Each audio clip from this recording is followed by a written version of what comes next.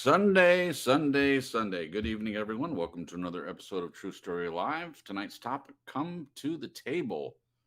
And I can tell you just before we get into the introductions and our little prep work for the show, I'm very excited about this particular topic.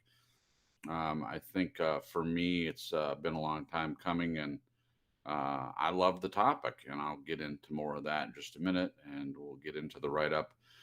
First, I would like to say hello to everyone in the chat, and then we'll have Jen. We'll give people a few minutes to get the notification that we've started, and we'll say hello to the rest of the panel, and starting with Glenn, the producer of our broadcast and our friend from Australia. Glenn, say hello to the peoples for us, sir. Hello, people. Yeah, short and sweet. Short and sweet is fine. Thank you, Glenn. How's everything going with you? You mentioned after the broadcast you're going to work out in the yard. I think people would be interested to know what you're doing in the yard, believe it or not. You want to talk about that a little bit? Oh yeah, we've been getting retaining walls sorted and stormwater pipes, just yeah, stuff like that. Good exercise. So it doesn't Yeah. look like I'll be shifting bricks today, but probably tomorrow. So it's good Okay. exercise. And the weather is cold in the morning, but it's getting warmer. Spring is here. Oh, that's good. In my opinion, I mean, depending on how cold it is, working out in when it's a little bit chilly is way better for me. I prefer that to working in the heat, but you may not. Oh, crockies, no, I won't. I don't like heart attacks. And that's what you set yourself up. You work out in the heat. No thanks. Yeah. I'll pass that. Yeah. Okay. Well, hopefully, obviously, you'll be careful and not injure yourself. I mean, you're not too old yet, but you Oh, know, thanks for that. we all have to be careful. I'm glad you're getting some exercise though. It's good Um, so exercise. so this is a house that Glenn built for him and Sandra, and there's always more when you own a house. And I've never owned a house myself, but there it seems like there's always more to do. Um, so Glenn is doing a lot of the work himself, so which It's is a great. gorgeous house too. Yeah, he sent pictures. I don't know if anyone's interested in seeing those. You can email Glenn. I'm sure he'd be happy to share some of the beautiful pictures and the view from where he lives. It's just wonderful. Jen and I, for a long time, we would have loved to go visit him sometimes, but I don't know how possible that's going to be with all the flight restrictions and stuff like that. But we'll see. Maybe things will die down a little bit before too long. Glenn, with you guys in lockdown, are they having any restrictions on people flying in? Australia's borders have been closed for Right. like Yeah. 18 months. Oh, Yep. jeez. Yep. There you go. Oh, sorry, one exception, New Zealand, but that shut pretty fast. It only went Yeah. for like a few weeks, and then New Zealand got more, and Sydney's been hopeless, and now Victoria's gone again. Yeah. So I don't Yeah. think I'll try that. So this Yeah. next question is out of pure ignorance, but if you were to fly to New Zealand, which is open, is there a way to get to Australia by boat? Could you just slip into New Zealand and then skip on over on a boat somehow? Oh, unless you got a yacht, but there's no ferry services as Okay. such. The other way Yeah. that people do it is that, I mean, they have a lot of cruise ships when it's operating. No cruises here at the moment to go from here to New Zealand and vice versa. So, but as I said, all cruises are banned here. I gotcha. Okay. All right. Well, mark that off the list, John. We can't get from New Zealand over on a boat. Okay. Well, you can always swim, but you might be pretty tired when you get here. Oh, I'll bet I would. I bet I would. No, I'm not a fan of sharks. I'm not a fan of the ocean in general, where I can't see what's swimming around me. Yeah, Yeah. no thanks. Freshwater lakes, yeah, I'll take a dip. Yeah, let's get in there and have some fun on the water, no problem. But when it comes to yeah, played in the ocean a lot as a kid. I'm sure everyone's interested to know that, but playing in the waves and stuff like that. But a couple things happened. One didn't happen to me; it happened to my sister. But I was close to her in the water. She got into a little patch of jellyfish Oh that no. had come in, and with the pain that she apparently felt as a result of that, I'm not a big fan of that. And I stepped on a stingray. Now Oh. I didn't step on the stinger part. stepped on his back and it swam away. But after the fact, I heard how painful it can be if you actually get stung. And then, of course, Steve Irwin, I think that's his Yeah. name. Yeah. He apparently died he got stung in the heart by one of those things. So, That's yeah, true. there you go. Okay, well, enough of that. Jen, my wonderful, amazing, supportive, great cook of a wife. There you Thanks. go. I'm Okay. trying to stay away from the really mushy stuff. Say hello to Okay. the people, babe. Hello, people. Good to be here. There you go. How are you tonight, Jen? How are you I'm, feeling? I'm good. Yeah. Had a burger for dinner. I'm full and happy. Yeah. So I'm sure we've mentioned that we do keto, and Jen is a fantastic keto cook, and she found these keto wraps, tortillas, really, I think. Yeah. And makes the hamburger with some melted cheese on it, some onions, and puts that thing in a wrap. And Lots of onions. yeah, to me, it's just as good as having like the flour bun. I've never been a huge fan of the flour bun. There are some other kinds of rolls that I like with the hamburger, but it's good. I don't miss a flour bun at all. I really don't. Anyway, there that is. Hey Jen, we've got a few more people in the chat. If you don't mind saying hello to the chat. Sure. Stephanie just popped in. Hey, Stephanie. It's great to see you. We have Helene, and sorry, I said Helen at first. She corrected me. Hey, Helene. Good to see you. And Celine is here. And we've got Debbie S. is showing her face here in the chat. Joel and Nathan popped in. He was the first one that popped in. Hey guys. I think he's still here, but it's good to see you guys. Yeah. I don't think I missed anybody. I think I got everybody. Thank you, Jen. Appreciate that. And we'll try to say hello to anyone that pops in after the fact. Yeah. Okay, so we're not going to waste any time because there are a lot of questions tonight, and I want to make sure and try to get to them. I don't want to do this in two parts if we can help it. Though there's a lot of different ways we could go with this particular topic. In fact, the original write up, generally, when I do a write up for a show, I realize that YouTube, the description is 5,000 characters.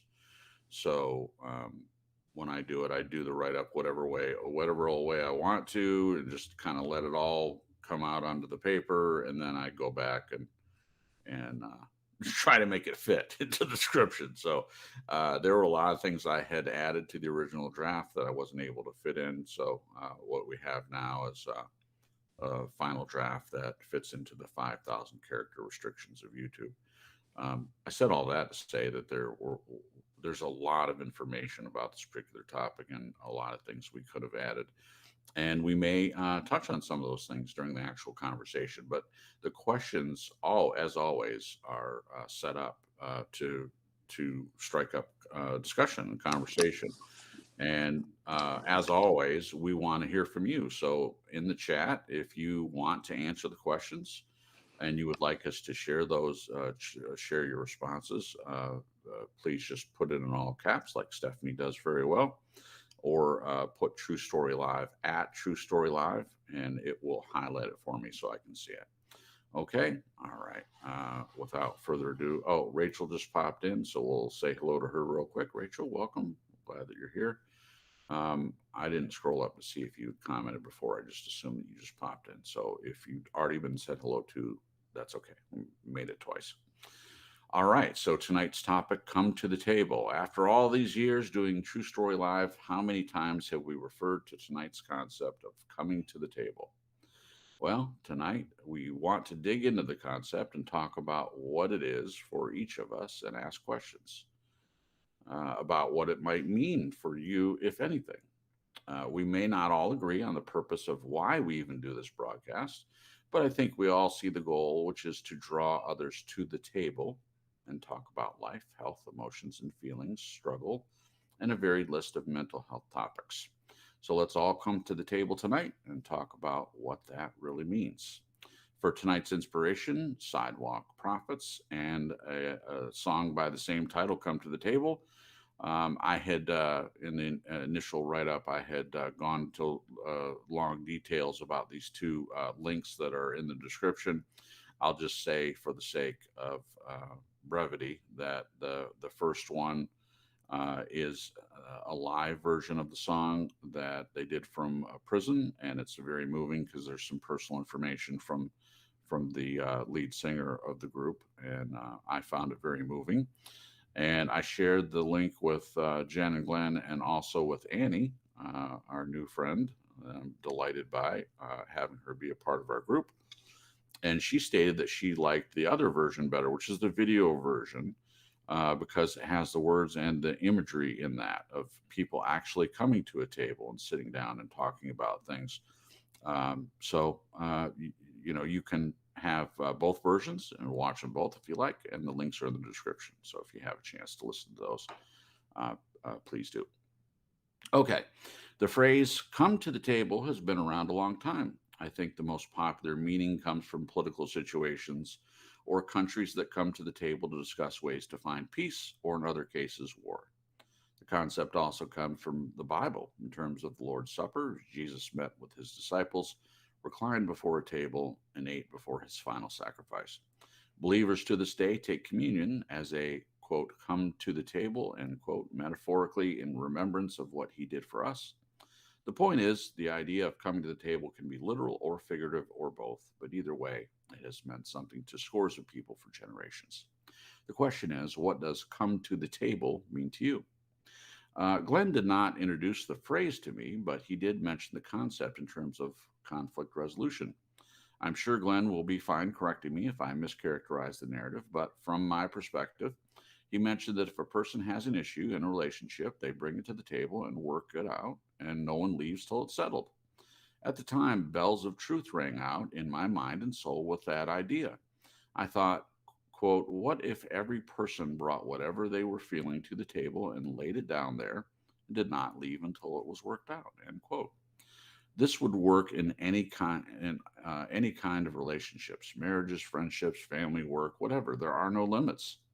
Does it make sense to come to the table in your relationships? What are your rules for the table, if any? What are your expectations of yourself? What are your expectations of the other person at the table? Why bring it to the table to begin with? What's the point?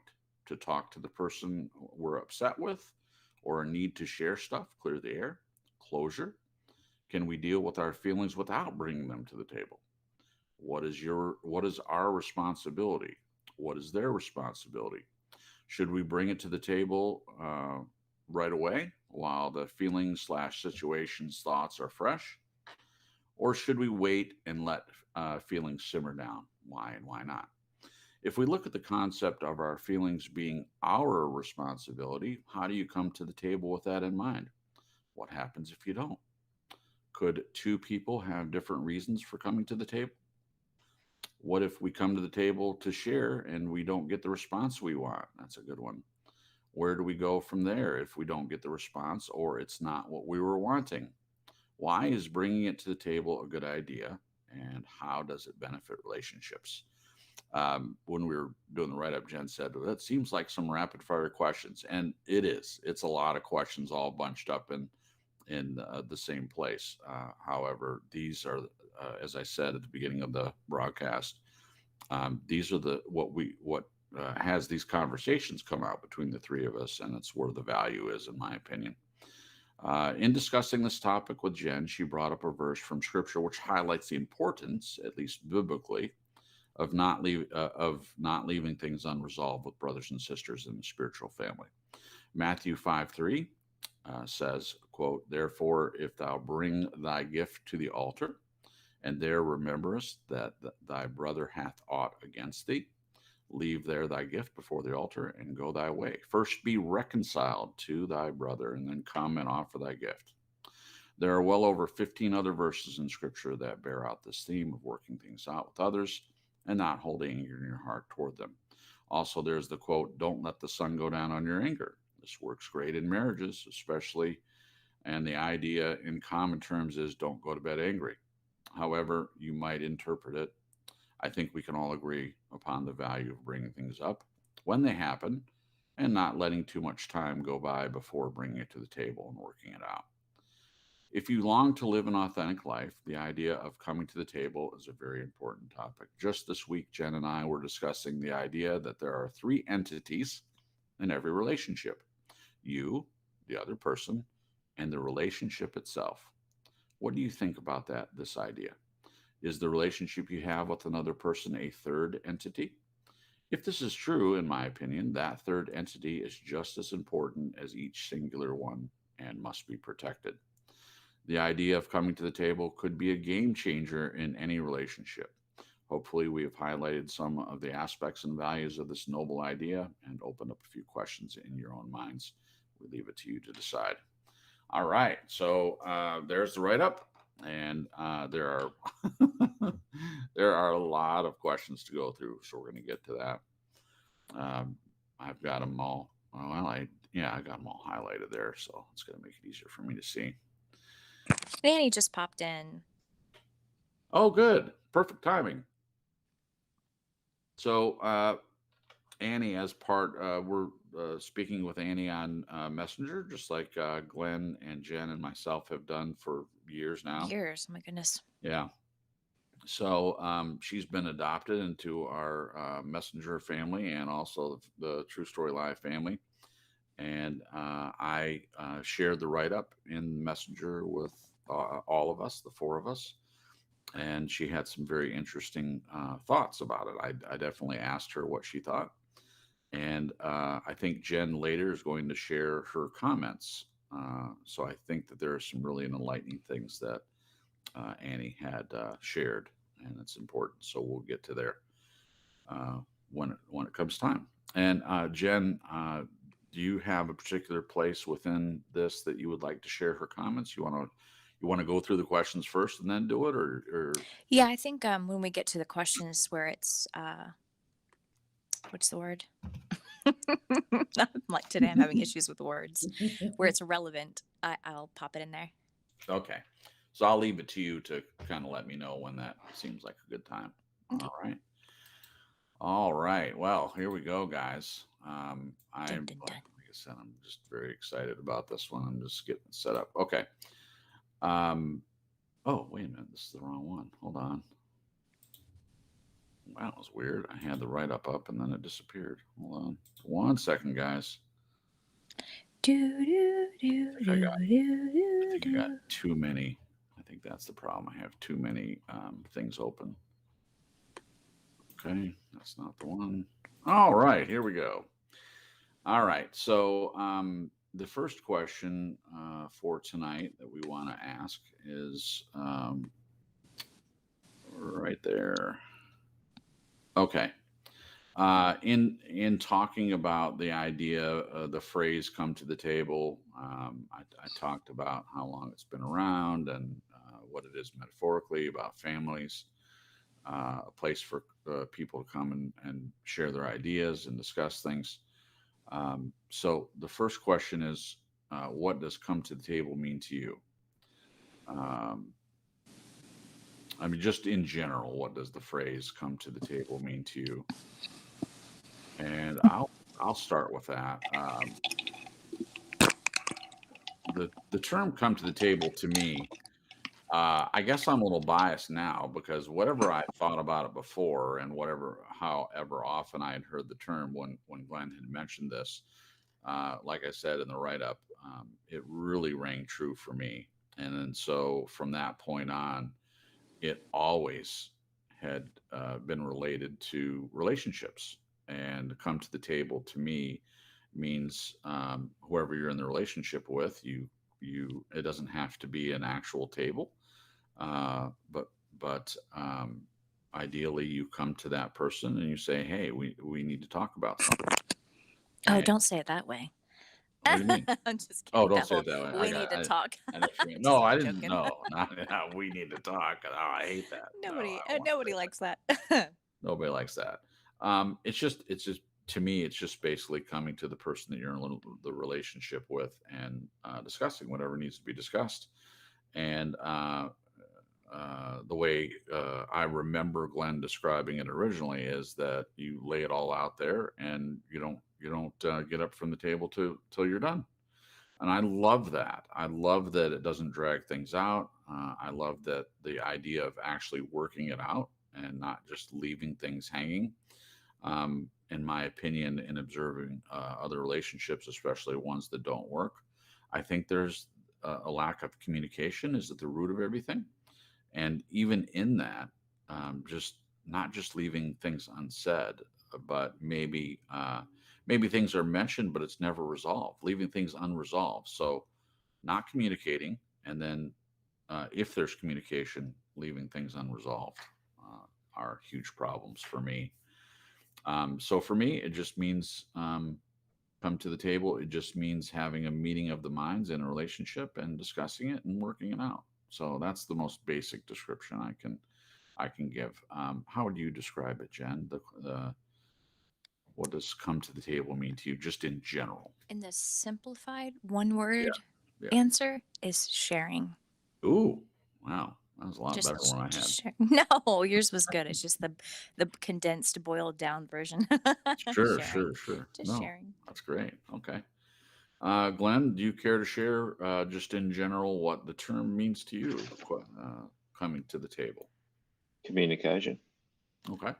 That's good. Perfect. And I just want to add one thing. I believe this is not just to do with conflict resolution. This can be, hey Sandra, Yes. where are we going to go on our next trip? Where do you want to hmm go? Where do I want to go? Let's work it out. Yep. Sure. So Sure. it's not just That's great. That's a great point. problems. Yeah, yeah. Yeah. Let me And that's fill why that in a little communication bit. is such a great answer too. You know. I'll fill that in a little bit. That idea of conflict resolution, when we originally talked about it, that's why we were talking about it. I completely accept your response and agree. It's not just conflict resolution. Um, maybe I misremember it, but it seems like when we were talking about this, it was about conflict resolution. It was like if someone has a problem, I think you were describing if uh, you were describing the way you and Sandra are, and you said if there's a problem, we bring it to the table and we talk and we lay it all out, and we don't get up till it's done. Like it gets resolved then, and fairly quickly. So yeah, so it's about more. It's about more than just conflict resolution. Good point. hmm All right. So the next question, and I had all these highlighted. Okay, I thought, what if every person brought whatever they were feeling to the table and laid it down there and did not leave until it was worked out? I don't think we need to ask that question because the other questions kind of fill it out even better. I think the world would be a better place, possibly. Oh yeah, That's like a if everyone did hypothetical. that, Yeah. oh For my every gosh. person. Jeez. If And I mean, it wouldn't be perfect because there's some no, people that, some people respond badly to table talk. yeah. Yeah. Before we continue, so Stephanie has a comment. She said, I think even friends need to bring their thoughts and feelings to the table to work out issues that they may have, because even if they agree to walk away, closer is needed. Oh, closure. Closure, closure. Yeah. We didn't add this question to the write up, but I was talking to my friend Morgan today. We were doing a Bible study, and I just posed the question about, when we talk about responsibility, maybe we could talk about this, but when someone's mad, have you ever had one of those friendships or relationships where you can sense someone's upset with you Sure. and you have this compulsion to ask them, are you mad at me, like, or is something going on, but at the Yes. same time, like for me in the past few years, I've been trying to give people, like, I think sometimes by me asking if they're mad at me is me taking responsibility for their feelings. Mm, But where's the line? Because it's kind of blurred, and yeah. it's like sometimes, and I'll be honest, sometimes I get stubborn and I'm like, well, if they're mad at me, it's their job to come and talk to me, so I'm not going to pull it out of them. But then there's still those feelings like, what if I'm wrong? What if I'm feeling energy that's something else, Yeah. Yeah. And what if they're like me and have issues with confrontation, and are working on it? So Yeah. You're really working on it. I would say. that's good though. You're That's way, good. yeah, it is good. I think you're way better at it than you ever were, Yeah. my opinion. We'll say hello to Liam really quick. Hello, Liam. We're glad you're here. It's been a while, but that's okay. You guys can come when you want and leave when you want, and we're just glad to have you. And also, BB Truth came in, so welcome to both of you. We're glad that you're here. All right. Okay, so I will respond to that one. What if every person brought whatever they were feeling to the table? I'm going to play off what you said, Jen, on this one, because if every person did that, the world would indeed be a better place. I agree with you, it wouldn't be perfect. But I think the last time I looked, divorces at 52%, maybe even more than that. And that I've talked about this before, how that's always fascinated me. Like, um, obviously, people got married for a reason, right? So you meet someone, you quote unquote fall in love, okay, the chemicals play a part. I get that. But you, at some point, you decide, hey, I want to spend quote unquote the rest of my life with this person.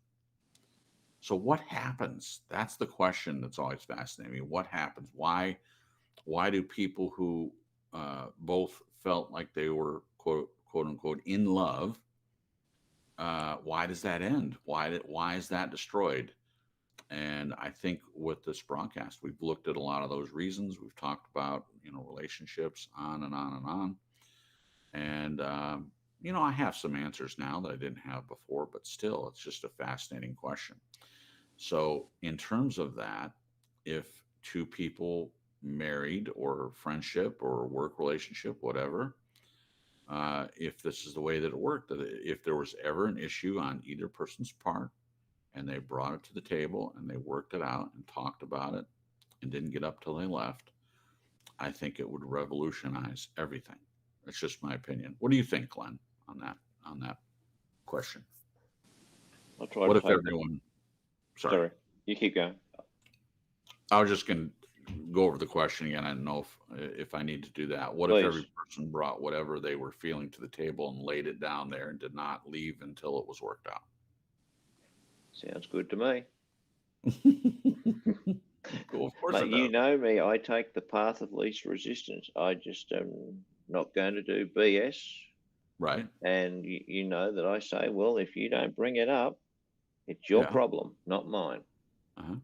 Well, might be considered a hard attitude, but if people don't tell me what's on their mind, how am I supposed to respond? Nope, Yeah, not a not mind doing reader. it. Not Right. doing it. Right. Right. What do you guys think in the chat?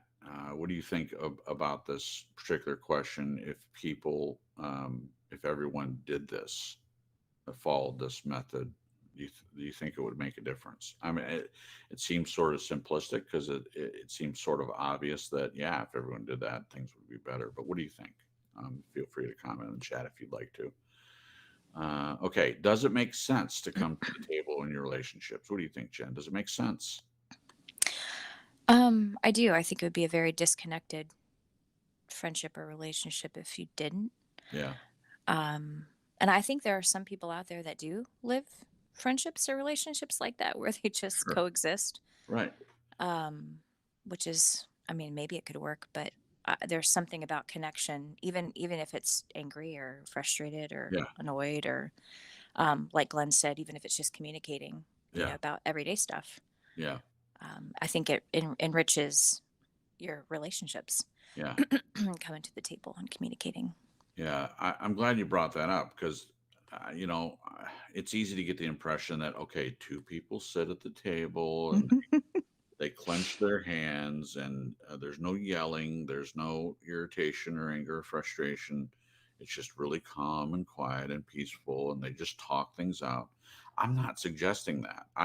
I'm even leaving room in my mind, at least my perspective of coming to the table, that if you're angry, you're able to express being angry. If you're upset, you're upset.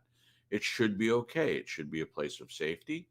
You should know that whatever is said at the table, that it's not the end of anything. The other person's not going to leave you if you share your feelings with them. It should be a safe place. You should be able to express your frustration if you're frustrated. Hmm. So I'm glad that you brought that up. Okay. I would agree with what you said, Jen. It makes total sense in every area, as I stated. to come to the table in your relationships. The only time that I see an issue is if the other person's not a safe person for you. Um, I mean, you can be as healthy, and we've talked about this before. You can be the most healthy person in the world. Let's say that you're perfect. Doesn't exist, but let's say that you're the perfect person. If the other person that you're in relationship with doesn't respect the table, whatever that means to you, um, it would be very difficult and it wouldn't make sense. In the same way that if you're a healthy person in a relationship, maybe when you started out you weren't as healthy, and then you've done some soul searching and some changing and growing, and you're a different person than when you got married. And hopefully every person's different. Hopefully everyone is growing and changing. Yeah. Um, that's my hope for all relationships, and it's my opinion that each person in this world should be in that place. You shouldn't be the same person 10 years ago that you are today. I know I'm not, and that's not bragging in any way. I'm just glad that I'm not good with just saying, okay, I'm right where I want to be as a person. I don't need to learn anything.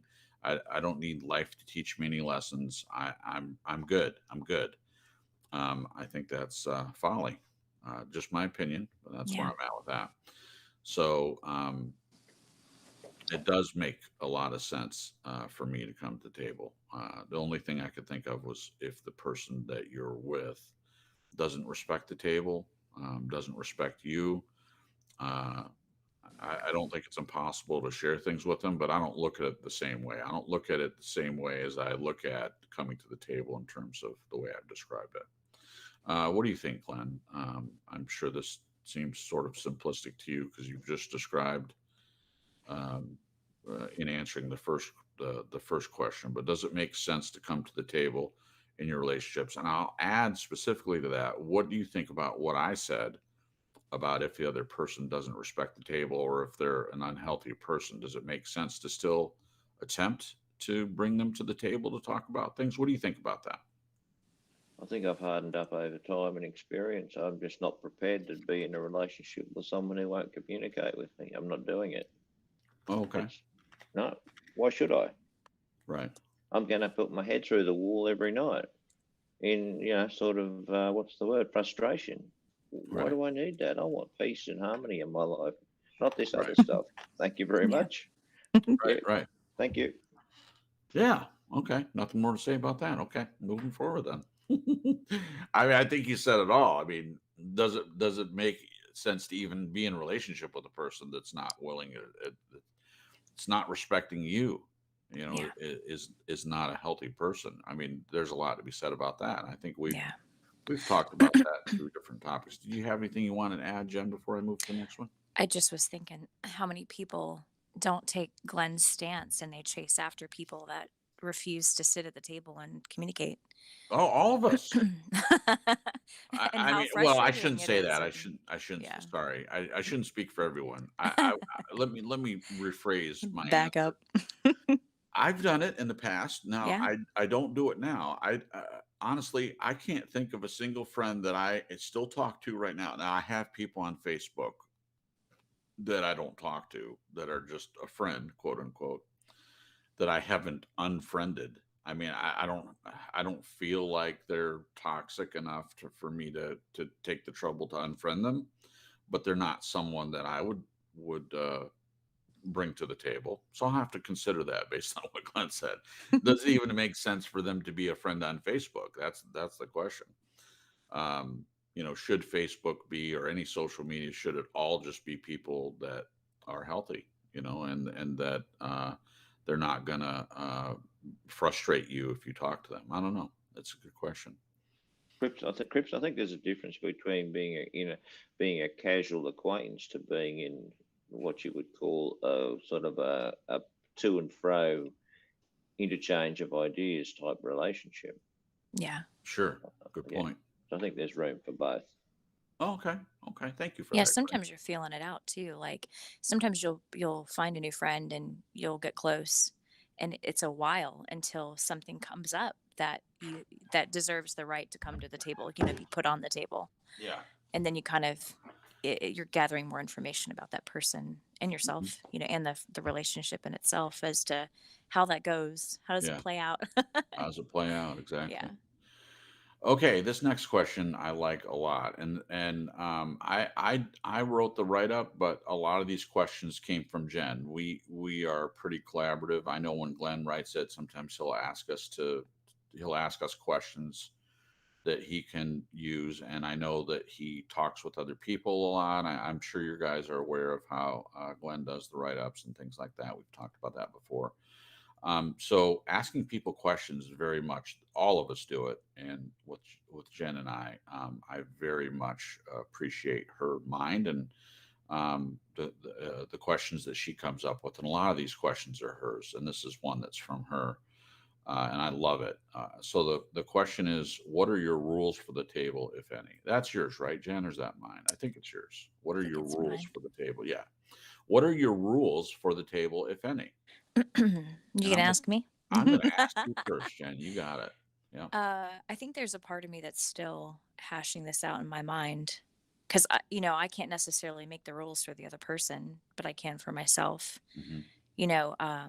As to, gosh, I don't know if I like the. I mean, I know I wrote the question, but rules just Yeah. seems so like definitive. Oh, use a different word then. We can change. Oh, no, no, we don't have to change it. I'm talking out loud with my Oh, brain. okay. Okay. No problem. No problem. um, I think for both people to be authentic in what they're feeling, I think that's one thing, one rule that would be good. Um, and this is kind of a new one just from chatting with the three of you this past week. Maybe getting the expectations on the table.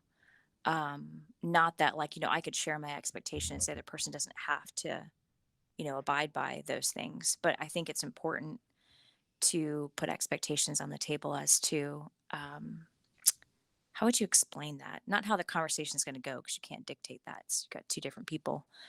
But maybe, like, for an example, we don't interrupt each other. We'll let each other, we'll let each person talk, and we'll wait till they're done and really hear them out and before we respond. That could be one, Oh yeah.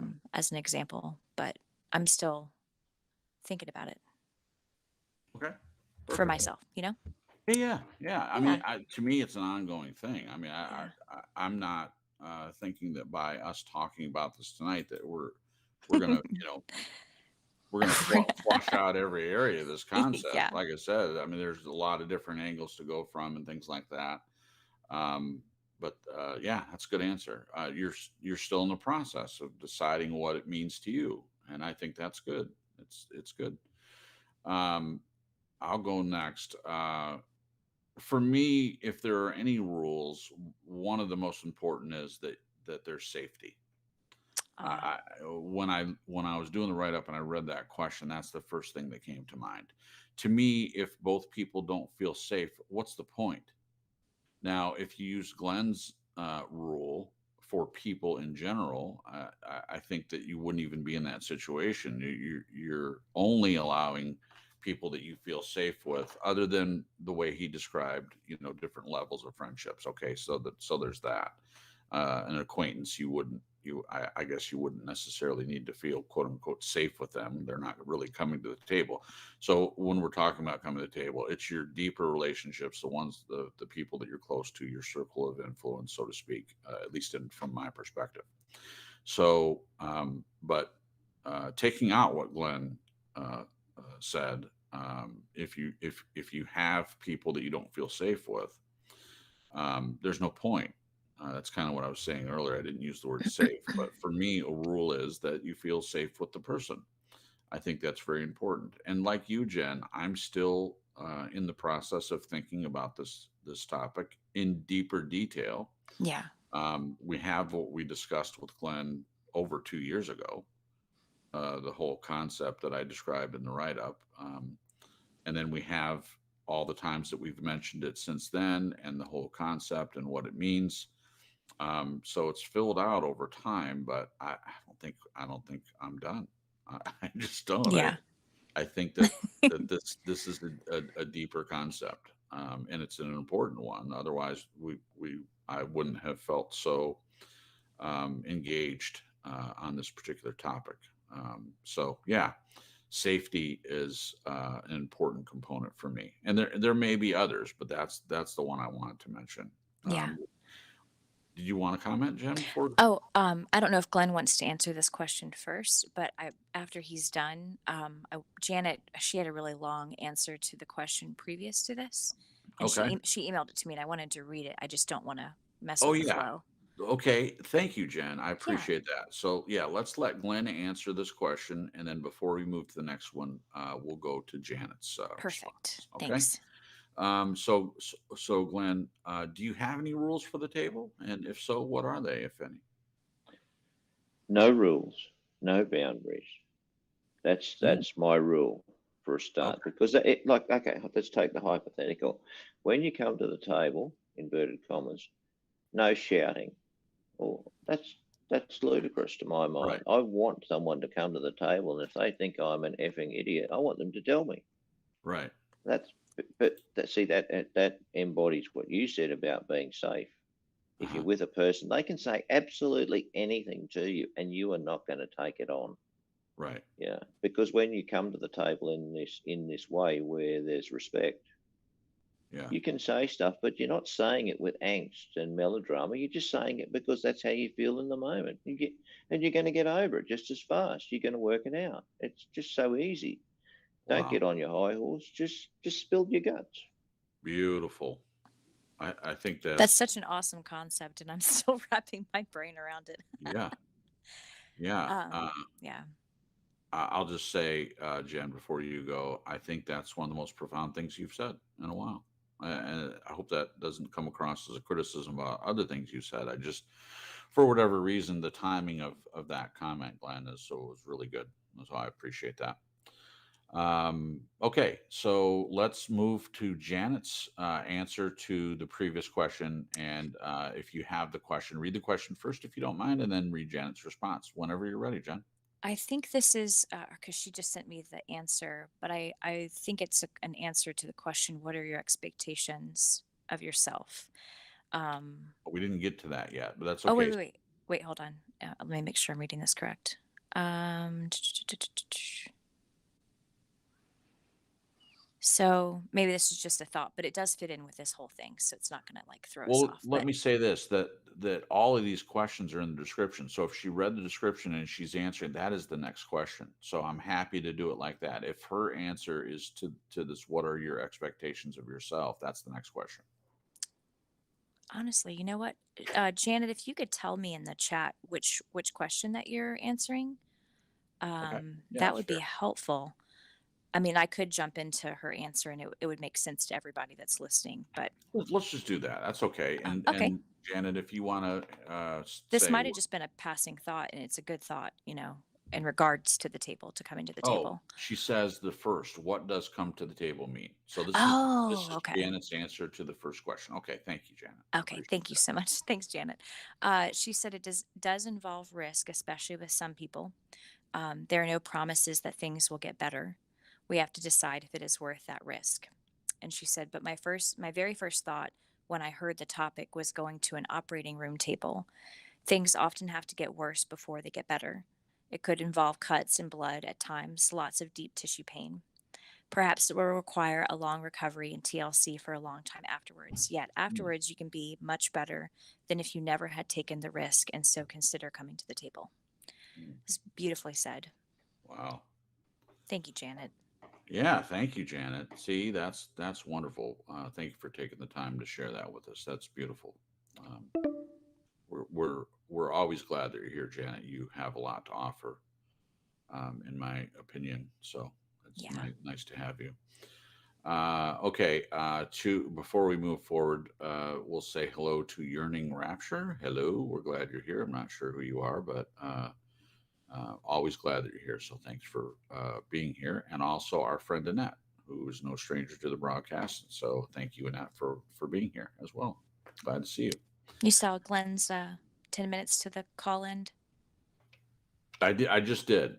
Okay, That's cool. right. And thank you, Jen, for checking though. That's important. Okay, so again, we're in the same position, folks, about the chat service, the Google that we use, and I'm not going to waste the 10 minutes talking about how insidious Google is with what they're doing with Google Meet and all that. I've already talked about it, so we'll leave that there. But there'll be a brief moment while we have to switch to another chat where there'll be silence. Now, last week we did this a couple times, and this week, instead of spending a lot of time, usually we meet like a half an hour before the broadcast, and it doesn't make sense to do that now. Yeah. So Glenn, in his wisdom, said, "Let's just meet before the show, and then there'll be more time." So I think we'll have to do this one other time, and that should be enough to get through the 2 hours. So just be aware that there'll be a moment where you won't be able to hear us. It's not audio problems. We're switching over to another chat so we can continue. So Glenn will let us know when we're closer, and then just be prepared for that. Thank you guys. I appreciate that, and thank you for your patience. Okay, so the next question is, what are your expectations of yourself? Now, in terms of coming to the table, what are your expectations of yourself? I'm happy to answer that, or if Jen, if you have a ready answer, you can go. I don't. You go. Okay, this is a great question too. What are your expectations of yourself? My expectations at the table are the same that I feel like I have in life, which is I desire to live an authentic life, and we've talked about that a lot on the show. But I'll just say briefly that what that means is that I'm not a fake plastic person. I'm not living in my shadow self. I'm not pretending to be someone that I'm not. I'm, as much as I can, being who I am with every person. Now, I do realize that if you're dealing with someone else that is not being their authentic self, it makes it difficult, but that doesn't affect me. I have to, as much as I can, always be authentic, always be honest, always be open with every person. Um, we've talked about before, and Glenn has been really good about this. You know, sometimes you just meet a person, and Glenn has shared in the past that he doesn't prejudge people. What he'll do is he'll be open to anybody, and if it comes to the point where he has to shut it down, so to speak, then he shuts it down. I am still working on that. Now, my icon for a long time has it says open because that is my desire. My desire is to be open to everyone. Um, Glenn's idea on this, I really think is great. I would love to be at the point where I would feel safe enough with every person I meet to just be 100% open across the board, to not anticipate being hurt or rejected or abandoned or any of that. To set us to set aside my former fears about relationships, to just completely set them to the side and just be like totally raring to go and open and all that. But that is my desire. So I'm not saying I'm totally there yet, Yeah. but that is my desire. So that authenticity, I already mentioned safety. So my expectation of myself is that I'm a safe person. To me, what that means is that the person, kind of like what Glenn said, if they want to yell, they can yell. It doesn't. It's not the end of anything. I'm going to, as much as I can, whether they're safe or not, I'm going to present myself as a safe person. Um, I'm going to also, for me, the expectation is that I'm a good listener. Um, that I'm not just thinking ahead of time what I'm going to say. I'm actually listening to what the person's saying. I'm not preparing for the moment that I get to say something. Um, I think that's very, very important. So I'm sure there are more things I can say about this, but for the sake of time, I'll leave it there. So those are some of the most important. I would say those are Yeah. the most important expectations I have for myself. What do you think in the time that we have? Yeah. Me Hold on. or Glenn? Glenn says, Crips, don't think I did not do the other for. So yeah, I want to add this before you go, Jen. Glenn says, Crips, don't think I did not do the other for years and years. I gave up too hard. This is way easier. I gave up, stop, too hard. This is way easier. Yeah, thanks for that, Glenn. I appreciate that. Does everybody understand what he means by that comment? I do. Okay, Do you good, guys get it in the chat?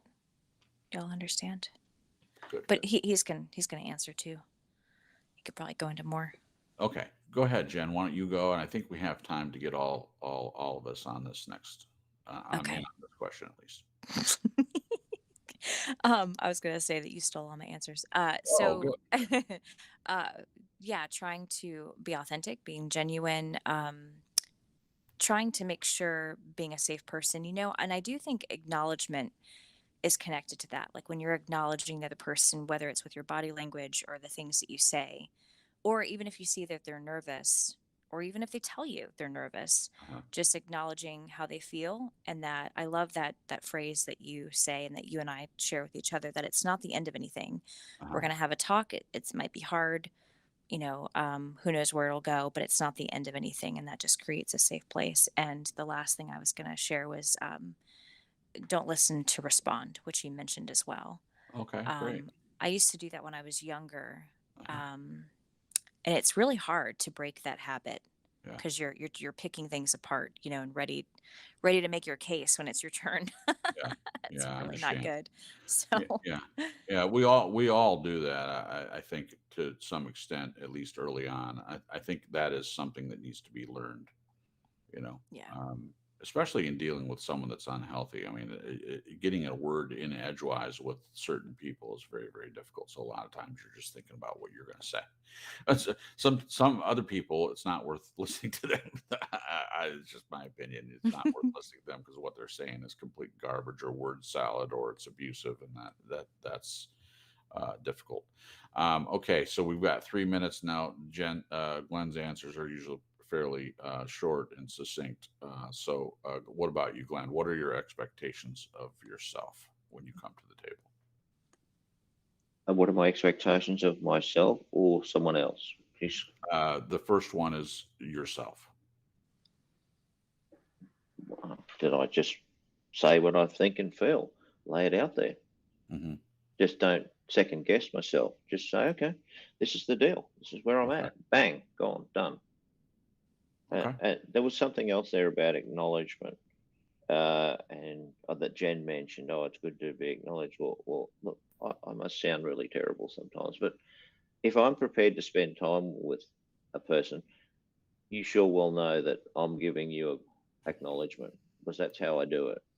Like if If you're I, at the table with somebody if I that's want to spend time with someone and engage and communicate and put my time into that relationship in inverted commas, that to me is that's how I would be acknowledging. I wouldn't be saying, "Oh yeah, it's great to spend time with you." I'd be doing it, and that's hmm. why, yeah, And that's not what I meant by that, but I hear what you're saying. I hear what he's saying too, and I have a response to that, and we'll do that on the other side yeah. once we. We only got less than two, so No problem. So, in the couple minutes that we have left, I want to say hello to Believe on the Lord Jesus Christ that popped in the chat. Welcome, my friend. Glad that you're here. And Rachel had a comment, and I'll just read this real quick. Some people have stronger personalities, and when they have a self righteous attitude, it's really awkward. They are not as real, fair, and lovely as the people here on this channel. Well, Rachel, you're 100% correct, and thank you for your kind words. We really appreciate that. And also, thanks for the comment. Okay, guys, so we're just going to go ahead and be proactive and we're going to switch over. So now there'll be a brief silence while we switch chats and then we'll be back. So if you would just talk amongst yourselves for a minute and we'll come right back. Okay, so thank you for your patience.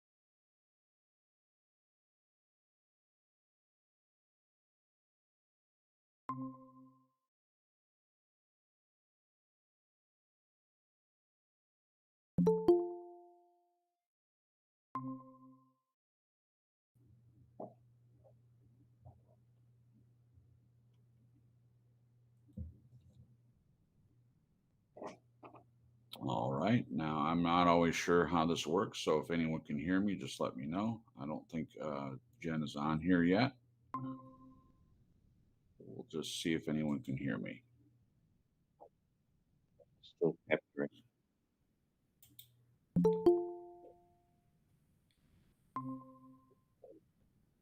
Okay, everyone is here. All right. All right. All right.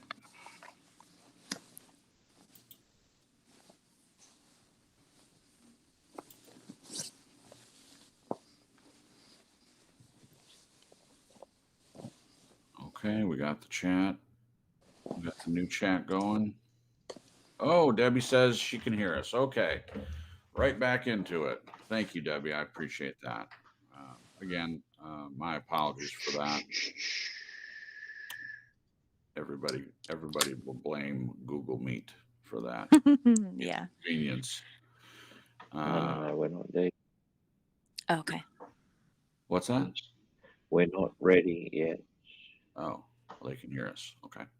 And Just I'll turn off dead that air. robot. Oh, they said they can't hear Glenn, but they can hear the two of us. Okay, that's good. Okay.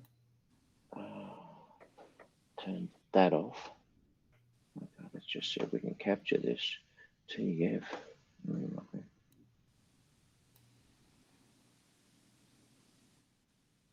Just isn't. Oh, there it is.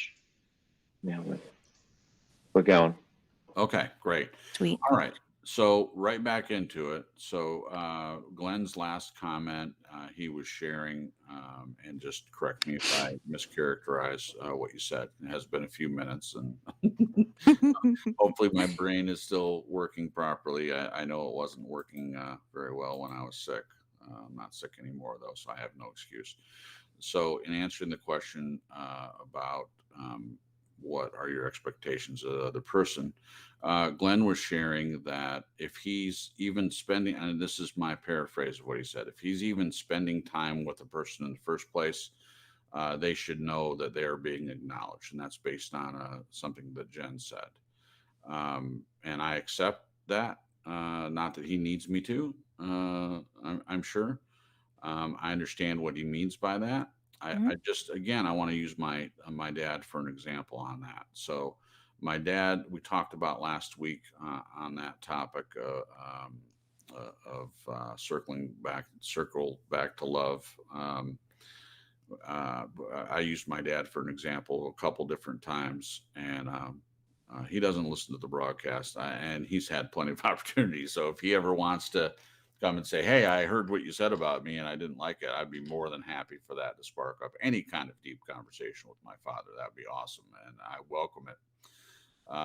But I shared last week that his concept of how he expresses love is by doing things for people, regardless of whether they say to him, "Hey, I'm not feeling. I would like to spend more time with you." For instance, my sister, she has said to him several times, "You're my dad, and I love you, and I would like you to pursue me." And maybe some people would say, "Well, that's not a fair expectation. As a daughter, you shouldn't go to the other person and lay on them this thing like, I want to spend more time with you." But that's just, it is what it is. So whatever way you look at it is fine. I'm just sharing what she has shared with me. So he has not followed through with that. So when the expectation is laid out there in a relationship and someone says, "Hey, this is what would show love to me," and the other person doesn't do it, then that's to me, that's kind of on the person that's refusing to express love toward the person in the way that they receive it. I'm sure there's going to be disagreement on that, and that's fine. That's my perspective. And so, using my dad for an example, he seems reluctant and unwilling, even if he understands what the other person needs in the relationship, to do that. He just sticks with, "Hey, this is the way I do it. If you don't like it, then," he doesn't say to you, "Well, there's the door." He's not that direct, but he doesn't do anything about it. So while I accept what Glenn said, and that's his answer, and he can do whatever he wants. He's a grown man, and he can make whatever decisions he wants. I'm just saying, for the sake of thought and perhaps conversation, um, that may not be enough for everyone. And Glenn, your answer may be, well, if it's not enough for them, then that's their problem. I get it, uh, and I appreciate your willingness, and I understand. I've known you for a while, and I know that um, you are willing to spend time with people, and I get that for you that means that, yeah, that's acknowledgement. I'm just saying that that may not be enough for the other person. They may need to be acknowledged more. So the question is, if someone is direct with you and says, hey, I appreciate that you're spending time with me, but I need more than that. Are you a person that's willing to adjust in that area? Cripps, I would say, well, what are you asking? You don't understand. You Oh don't no, understand. I would be saying to that person, if they say I need more, well, that doesn't tell you anything, does it? Like you want them to be more specific.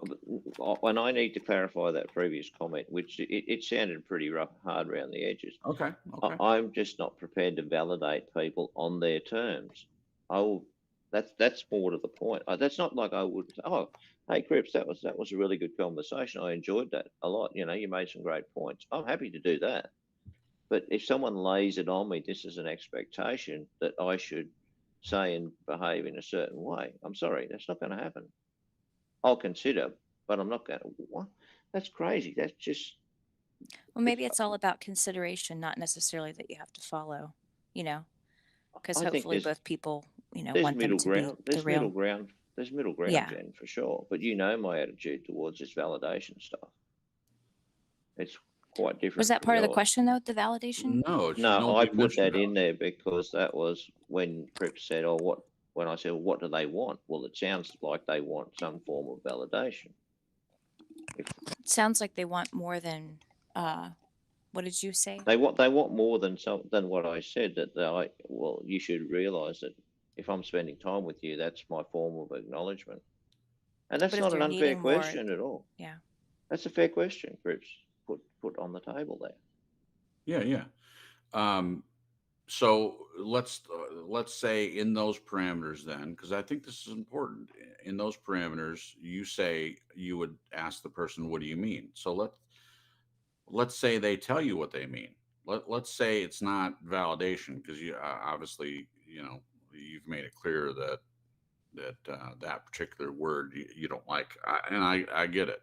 So you don't like the concept of validation. I get that, and for whatever reason, whether it's generational or regional, where you're from, whatever your problems are with this idea of validation, it's an issue. Um, so Jen used the word acknowledgement. So I'm trying to think of something that someone would say if you're asking them to clarify more what they need.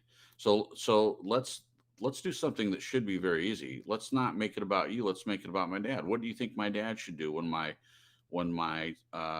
sister comes to him and says, "Hey, I appreciate that you do these things, like fixing my car, or if I've got a broken doorknob and you spend time, fixing that for me. That's the way that you say that you show love, by things that you do.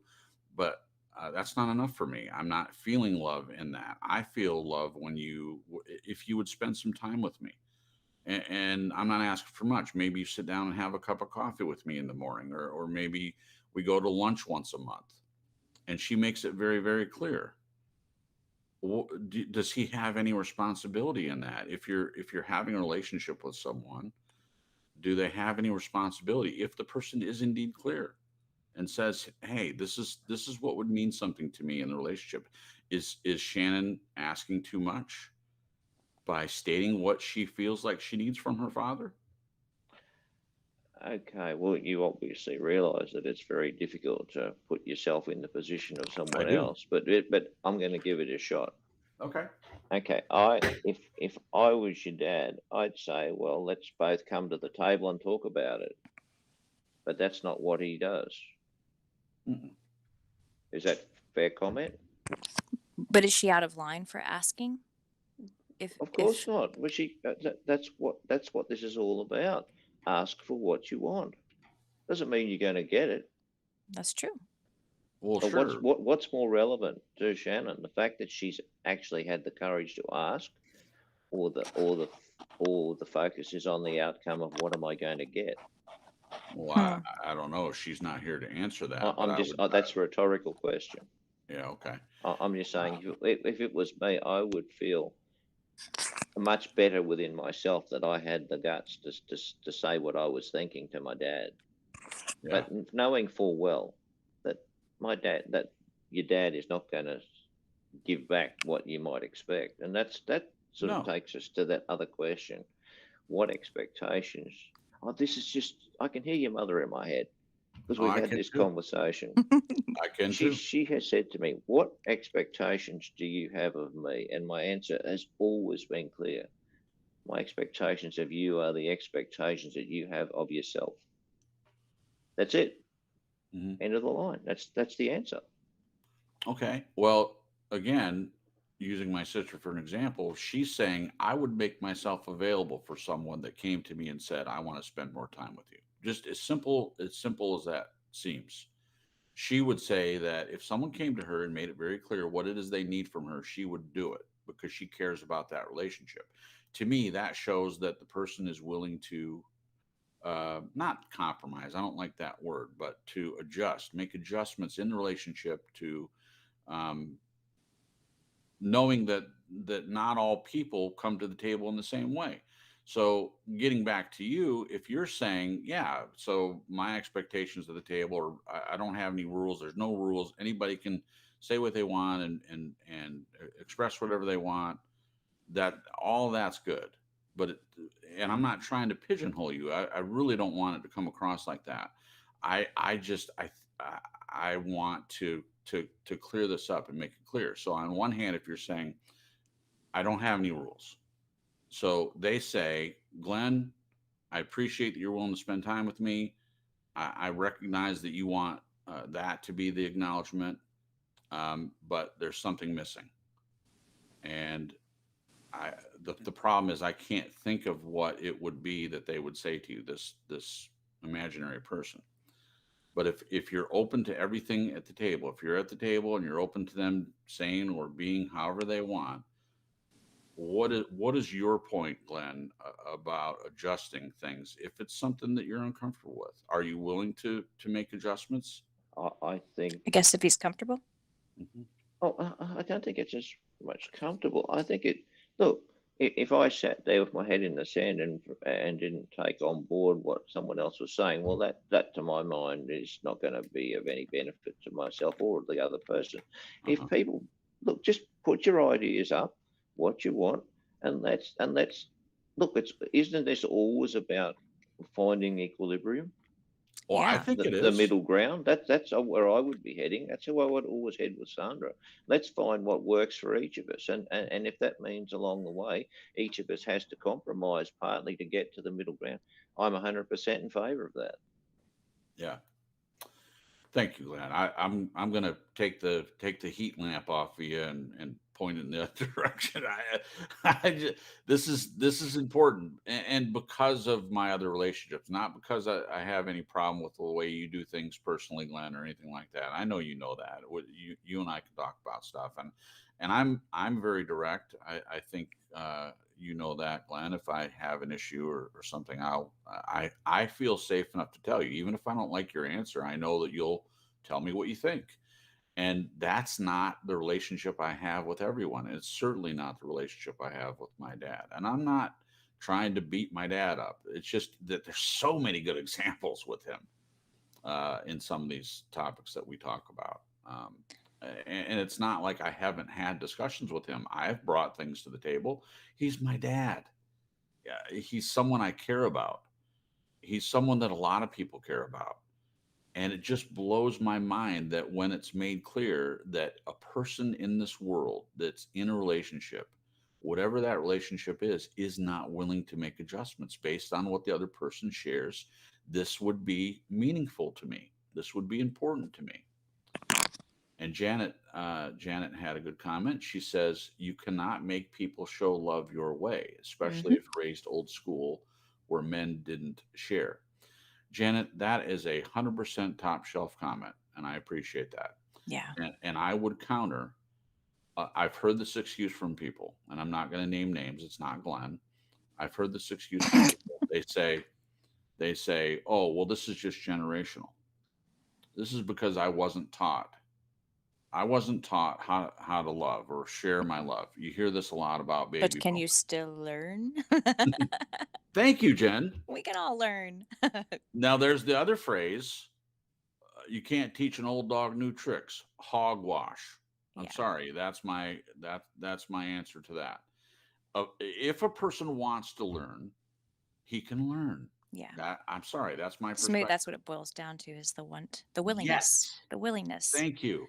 Is the person willing to adjust? Is the person willing to come to the table and be open and be authentic? And like Glenn said, let them be who they are at the table. That I think that's great. That's brilliant. I love it. Yeah.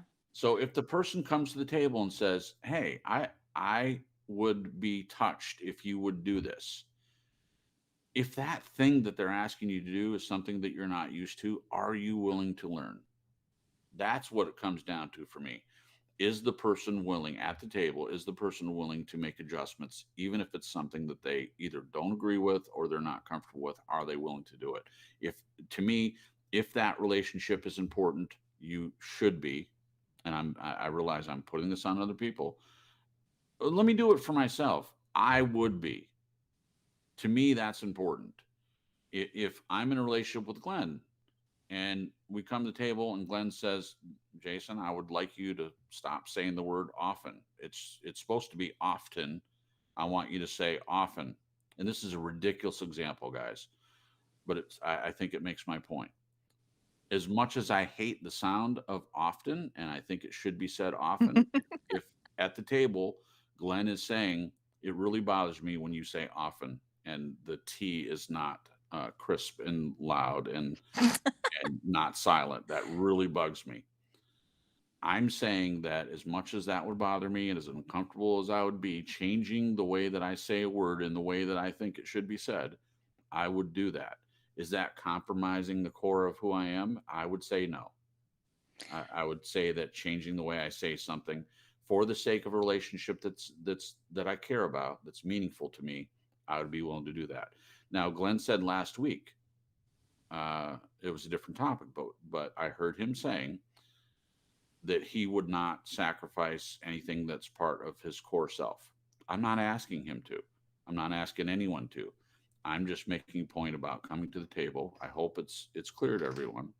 I'm just saying that sometimes I believe in relationships certain adjustments should be and can be made if that relationship is important. That's really what it all boils down to for me. And I think each person knowing that there's a safe place to say no.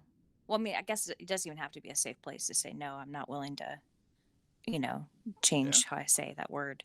Yeah. But that's where it can go sometimes is if the other person isn't willing. It's like, well, then it goes back on the other person. Are you going to be okay with that? You know, Yeah. is that a deal breaker Is it in a a deal friendship? breaker? Right. Right. And that person has the right to say, yeah, it is. You know, I Yeah. mean, yeah. Yeah. Glenn, There was. Glenn, oh, sorry. Go ahead. Oh, no, go ahead. Glenn said in the chat, Crips, we all should be flexible, in my opinion, as long as it does not compromise our values. Yeah, yeah. So I don't think, using my dad, back to my dad example again, I don't think that spending time with his daughter would be um, would be sacrificing his values. I'm sorry, I just can't twist my mind into that place because I think that's a good example. So there we are, and Yeah. I'll move past it unless anyone has any more comments about that particular point. Well, I was going to say this is why it's so important to come to the table and communicate because the comment Glenn made about, well, I came to the table, so that should be acknowledgement of the Yep. fact that I care. Yep. Now, that makes amazing sense. And Sure. I was sitting here while you guys were talking, I was like, why would somebody not recognize that. And I think maybe it's because there are times where conflict happens and two people come to the table reluctantly. So it's not, I don't know how to explain the rest of that, but and knowing that someone sees it that way, that they see it at they're coming to the table, so it's a show of, hey, this, Mhm, if you weren't, important to me, I wouldn't even bother. mhm. That's a great point, and it's a great piece of information to know. You Yeah, know, no, it is. It is. um, And I really, and Glenn knows this, I really respect about him that he is clear that with him, I don't have to guess. If I want to know what he's thinking, I ask him. That's it. And I love that. I don't have that with everyone. I don't. mm-mm. And I have that with Jen. Jen is direct with me, and I know that she's got areas she's working on, being more open to be more communicative more quickly. Is that a fair way to say that, Jen? Yes, yeah, But I know that when she comes to the point where she's ready to share something with me, even if it's difficult, she shares it. She tells me. I don't live every day with Jen thinking, I wonder if there's something I'm doing that really upsets her. She's just not telling me. I never have that thought. nope, There are other people that in the past I would be consumed, like Jen was saying. I would be like, have I done something to upset this person?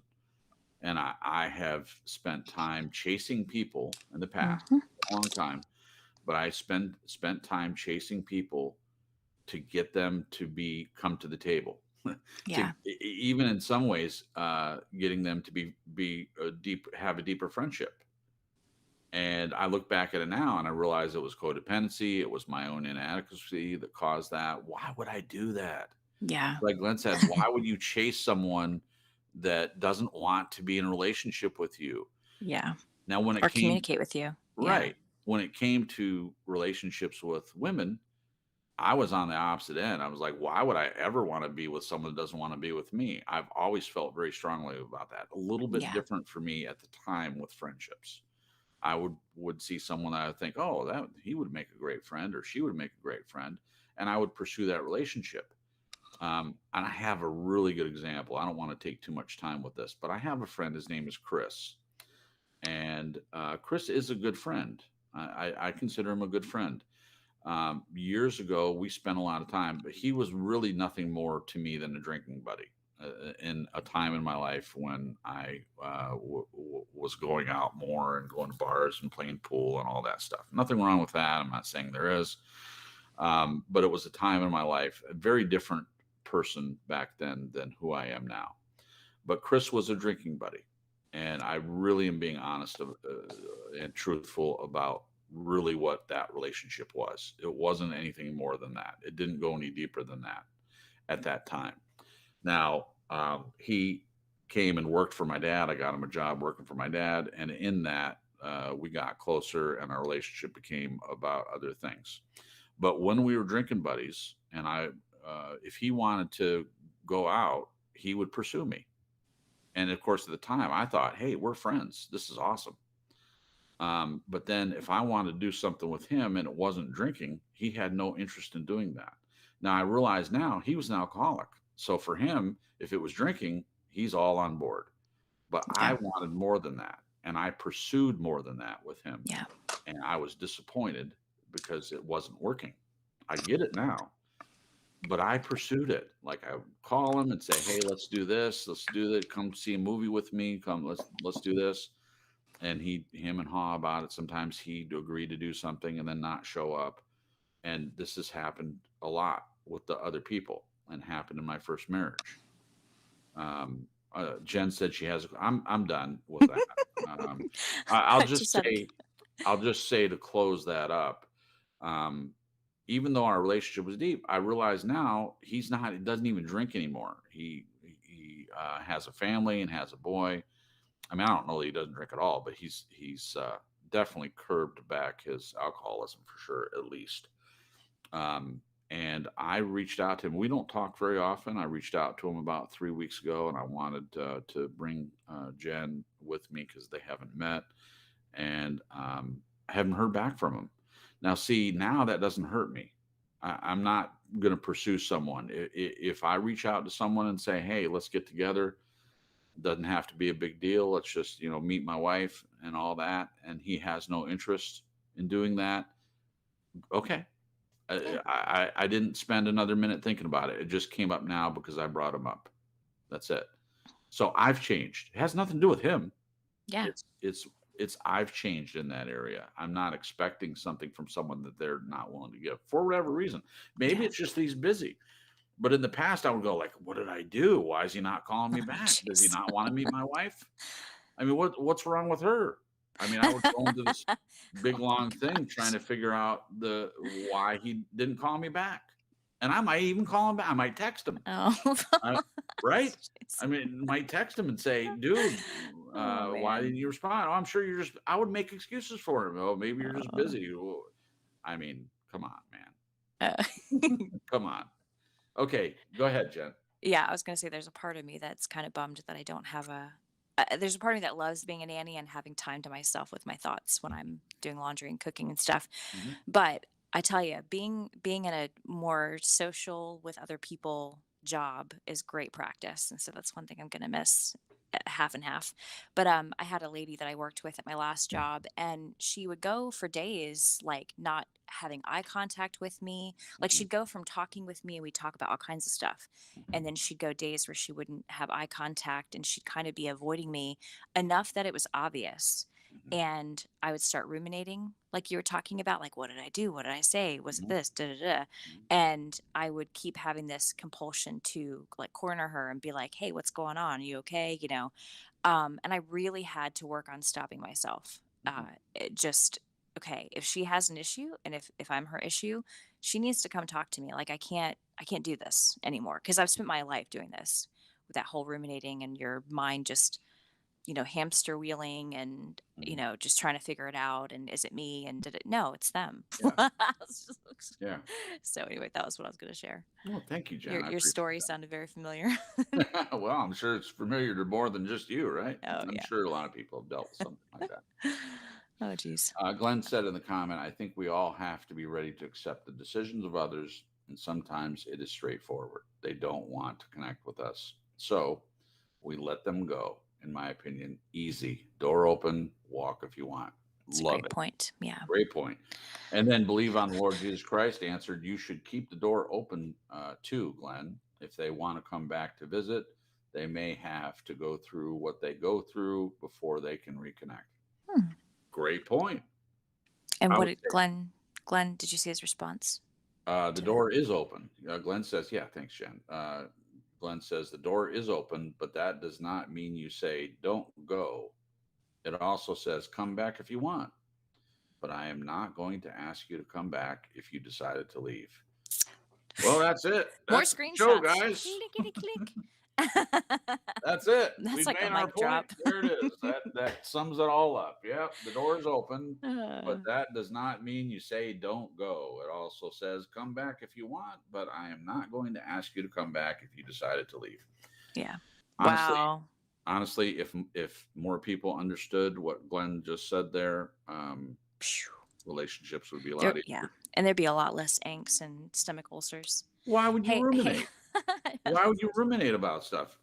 No, I'm saying people do, and they ruminate No, themselves I into know a. what you were saying. I'm saying Oh. you were saying earlier, I was sharing how I would ruminate about it, and you agreed that you would do the same thing or ruminating if a person wasn't responding. So if your personal policy is, hey, look, the door's open, come if you want, leave if you want, but I'm not going to ask you to stay. Obviously, the way Glenn looks at it, and I really appreciate this, if I'm spending time with you, that means I want to. If you don't want to, don't come. I'm not going to Yeah. chase you. I'm not going to come after you. If the door's open, the table's there. I've got beer and bread or whatever Glenn drinks. Bread.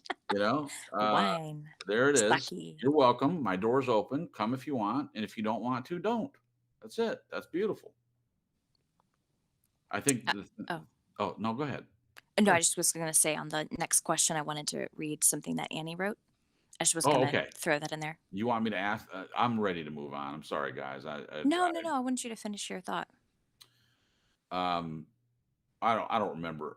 It was still about this door open thing because I love that. I mean, my icon is open. That's Hmm. I've shared. That's what I like. And so a door being open is beautiful to me.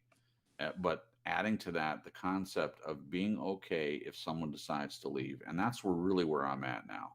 And I Yeah. haven't always been there. So it's beautiful to see that written from someone else's perspective. It just really is a good thing for me. I love it. I'm going to do some calligraphy and put that in a frame on our wall. I love it. It's a great Just as a idea. reminder. Great Uh, idea. Okay, so you want me to read the question and then you can read Annie's? yeah. Okay. We did. What are the expectations of yourself? So the next question is, what are your expectations of the other person at the table? That's And the so next this kind question.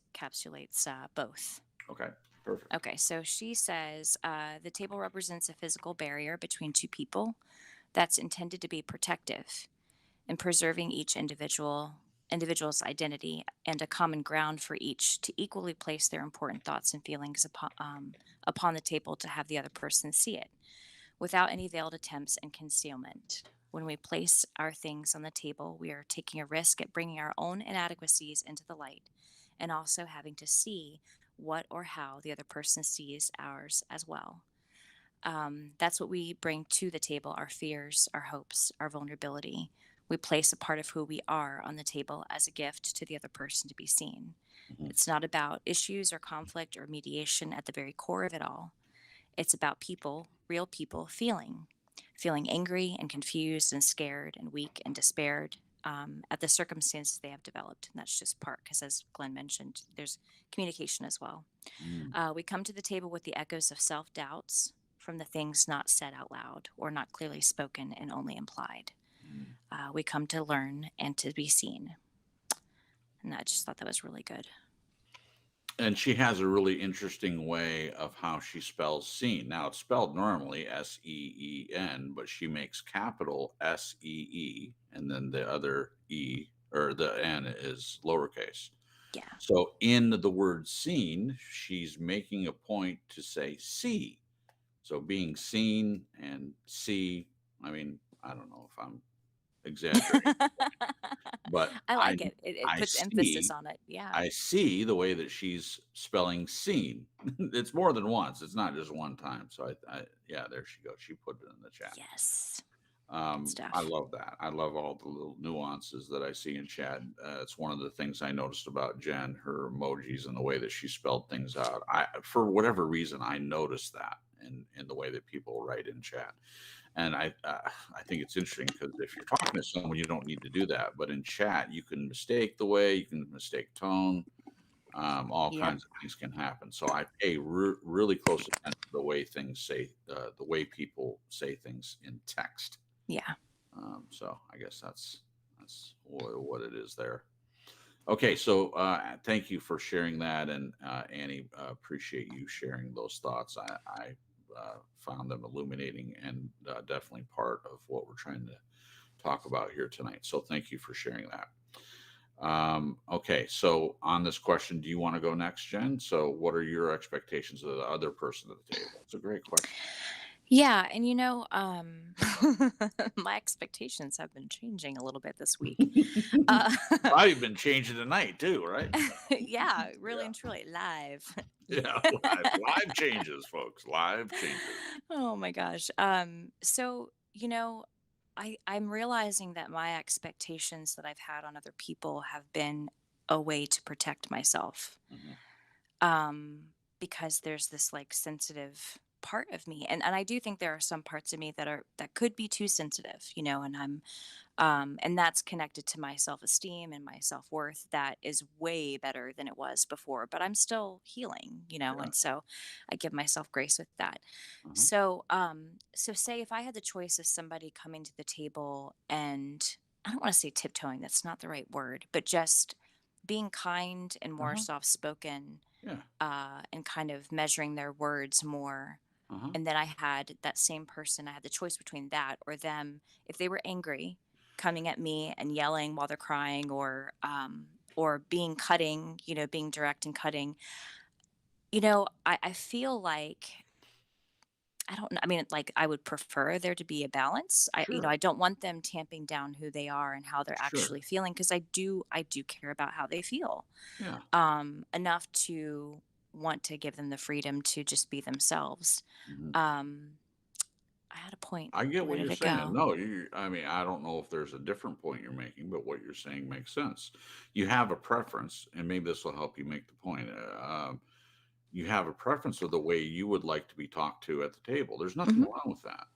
It's not that you're unwilling for the person to, say what they need to say or be direct, but Yeah. you prefer that it not be biting. You prefer not to be yelled at. I think that's reasonable. That's an Yeah. expectation that you should be able to have of another person. Yeah.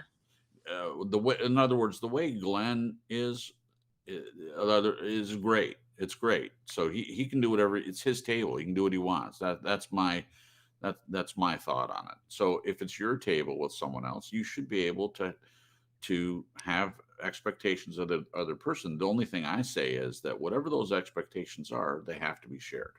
Yeah. That's a really good point.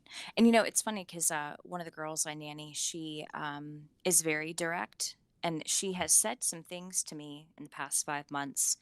Her delivery, Mhm. uh, I could very have easily taken offense or had my feelings hurt, but and I don't know how this happens, like a miracle. But I just hear her and I Uh-huh. just don't react. Wow. And I'm like, "Oh, okay." And we had a really great conversation at some point, maybe like 2 months in, and I just told her, and this was probably on a good day where I was really, because it fluctuates for Sure. me at least. Like when I'm Sure. feeling solid in who I am, and what Mhm. other people say or how they treat me doesn't affect me. But then I have other days where it like blows me over, and I'm like, what the f? Um, Yeah. but her and I got into a conversation about, she had been bullied when she was younger, and I was talking to her about self esteem and how people can say anything they want, but if you know who you are, it doesn't matter. Right. And so when you have this idea of coming to the table, I think you can kind of segue that into this, because I mean they could be saying stuff about you to you at the table, but even the way they're acting, I know for me there have been times where I have, how they are talking, I use it as a mirror as to me, like I did something wrong, Right. or I'm a Sure. bad person, that's why they're talking to me like this, or and Sure. it's not about me. It's Right. about them being them and them just sharing the way they share. Yeah. So just interesting, this whole Thank you. topic. It's fascinating.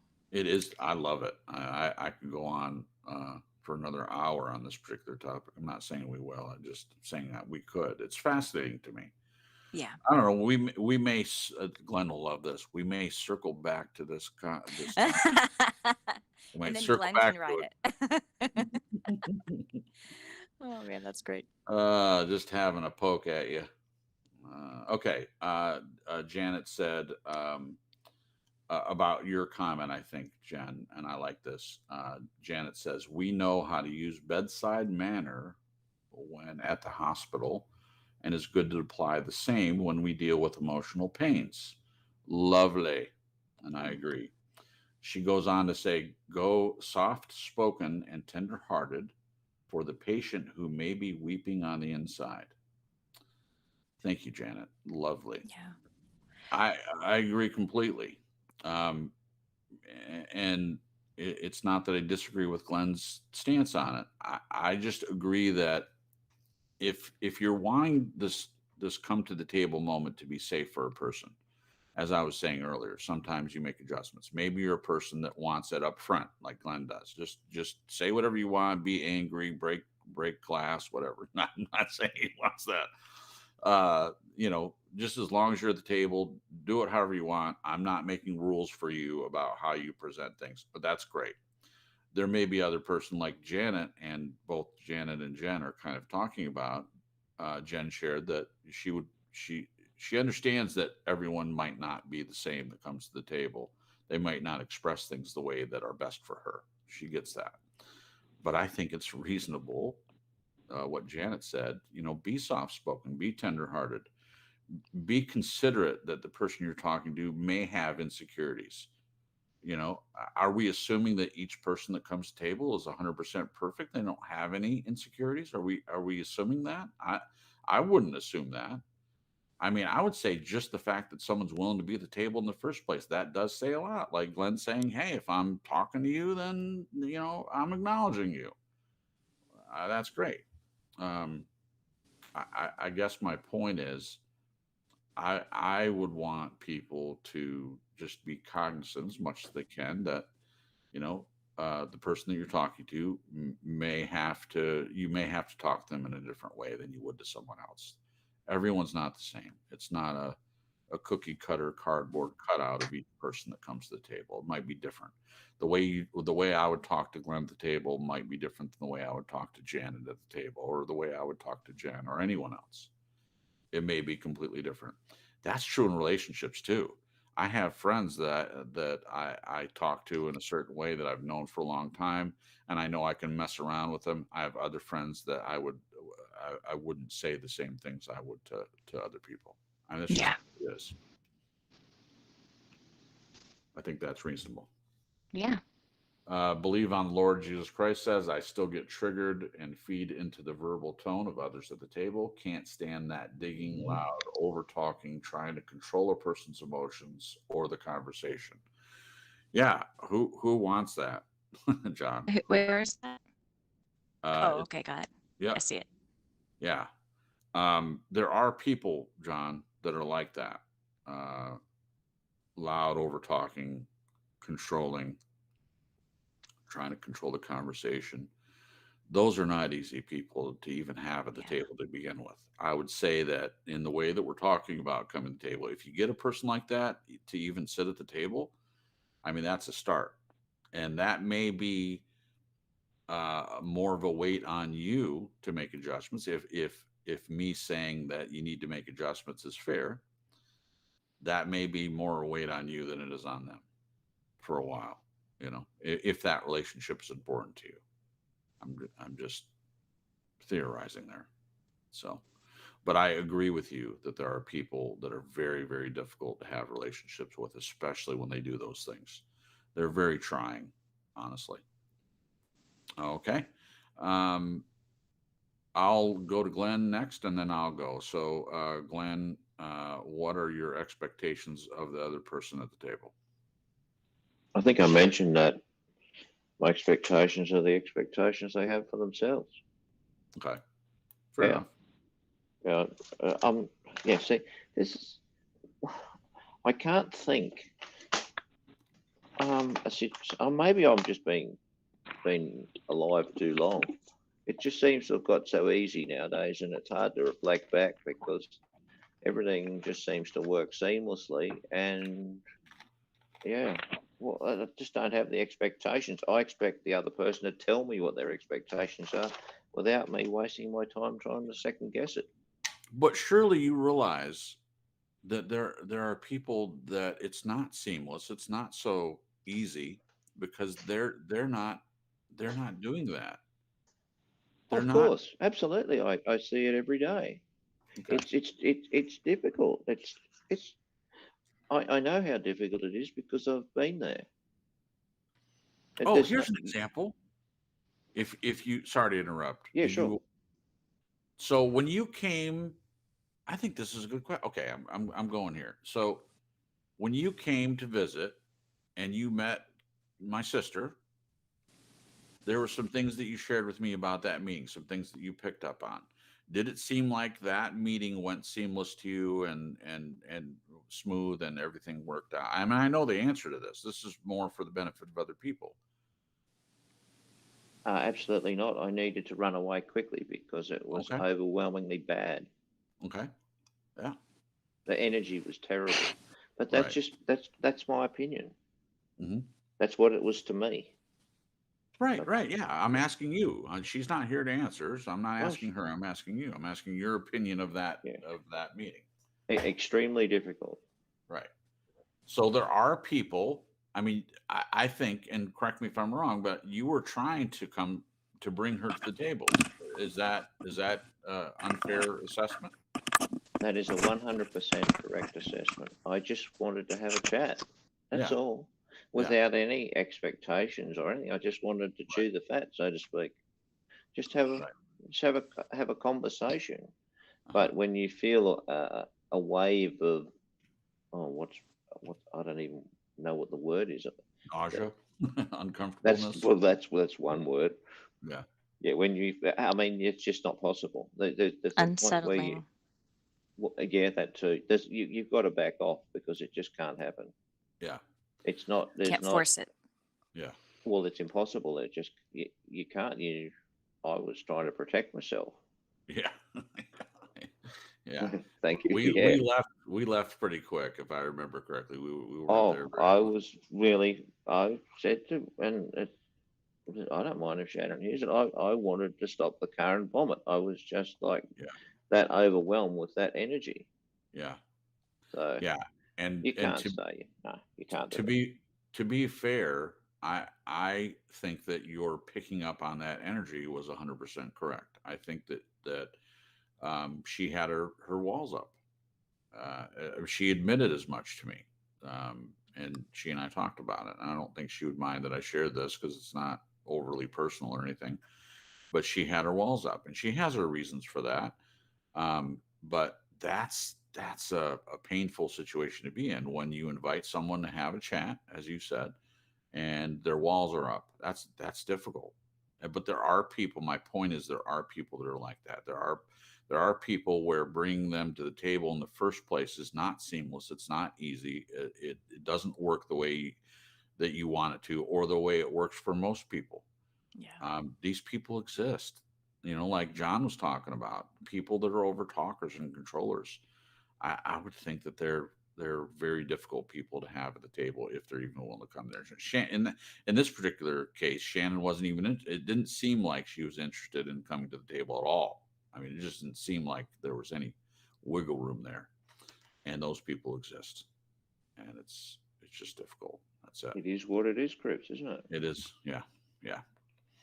Okay. Um, my expectations. So what are my expectations of the other person at the table? Um, I lean more toward Glenn than Jen in this way. If someone wants to swear and yell at me or whatever, I'm used to that. As long as I don't bang doors and cupboards, that's where my trigger is.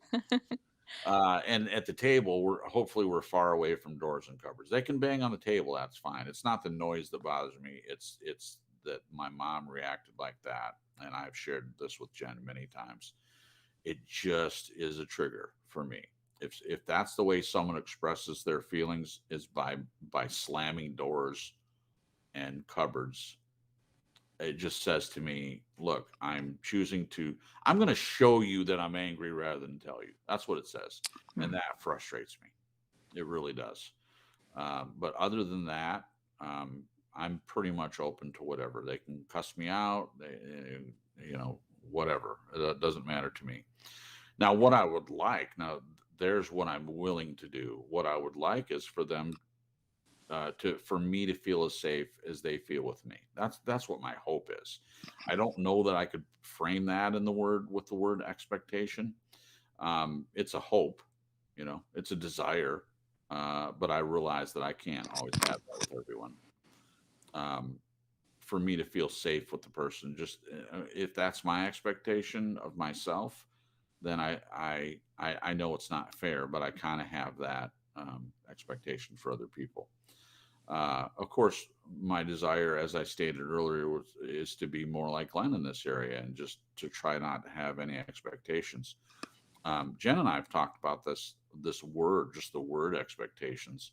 And I stated early on in our relationship is because I've done a lot of study of this, the idea of expectations. And my mom, when she was alive, she and I had conversations about this, and I learned to, in a lot of cases, try to not have expectations in relationships.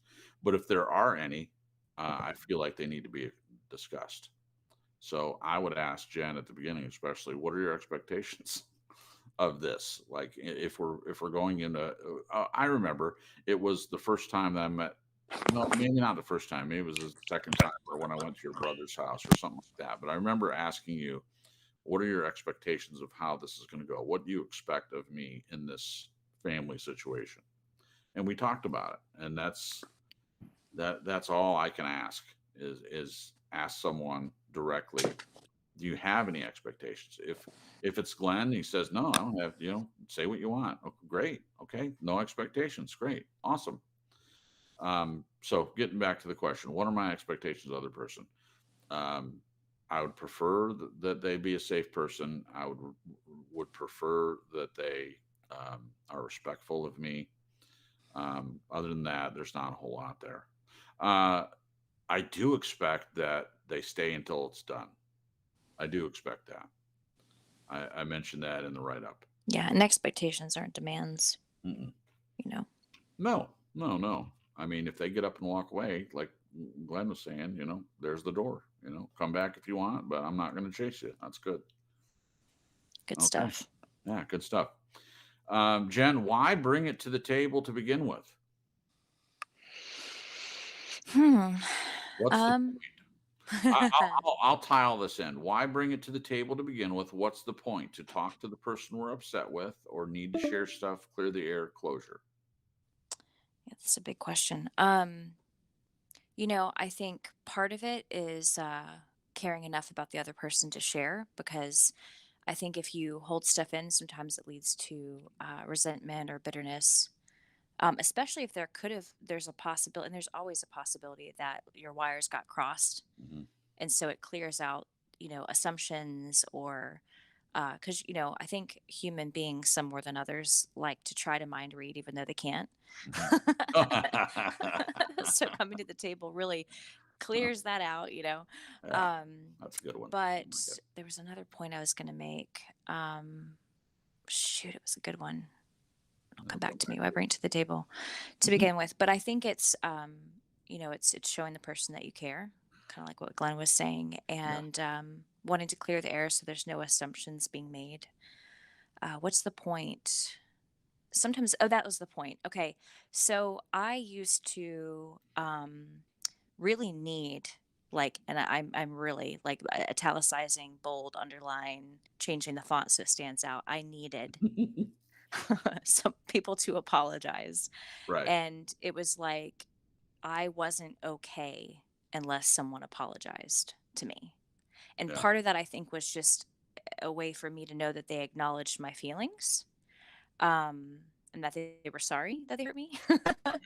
But somewhere along the line, years ago, still not there, guys, but I'm working, I'm slowly getting there. I'm proud of myself, but the advocating for myself and just bringing up the feelings because I matter to me is huge. Yeah. And this started happening, like, gosh, even like started like 2016. I started Hey, to try Jen. to, yeah, Jen, sorry to interrupt. I really want to hear what you're saying, but you're breaking up a little bit. I don't know if you've moved away from the area turn the you're in. Wi-Fi off. Is that better? Yes, that's better. Okay, Please yeah. back up a little bit because what you're saying is extremely important. I caught most of it, but I want to make Okay. sure. Okay. Yeah. So back in like 2016, with owning a store and having confrontations with the public and like customers and, kind of ornery customers, it started me on this path of realizing that um, I need to be okay whether I get an apology or not, or whatever response I get. Like, I Uh-huh. need to learn to be okay.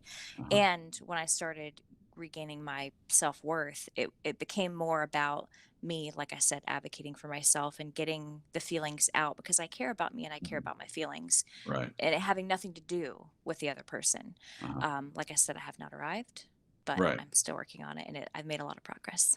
Yeah, you have.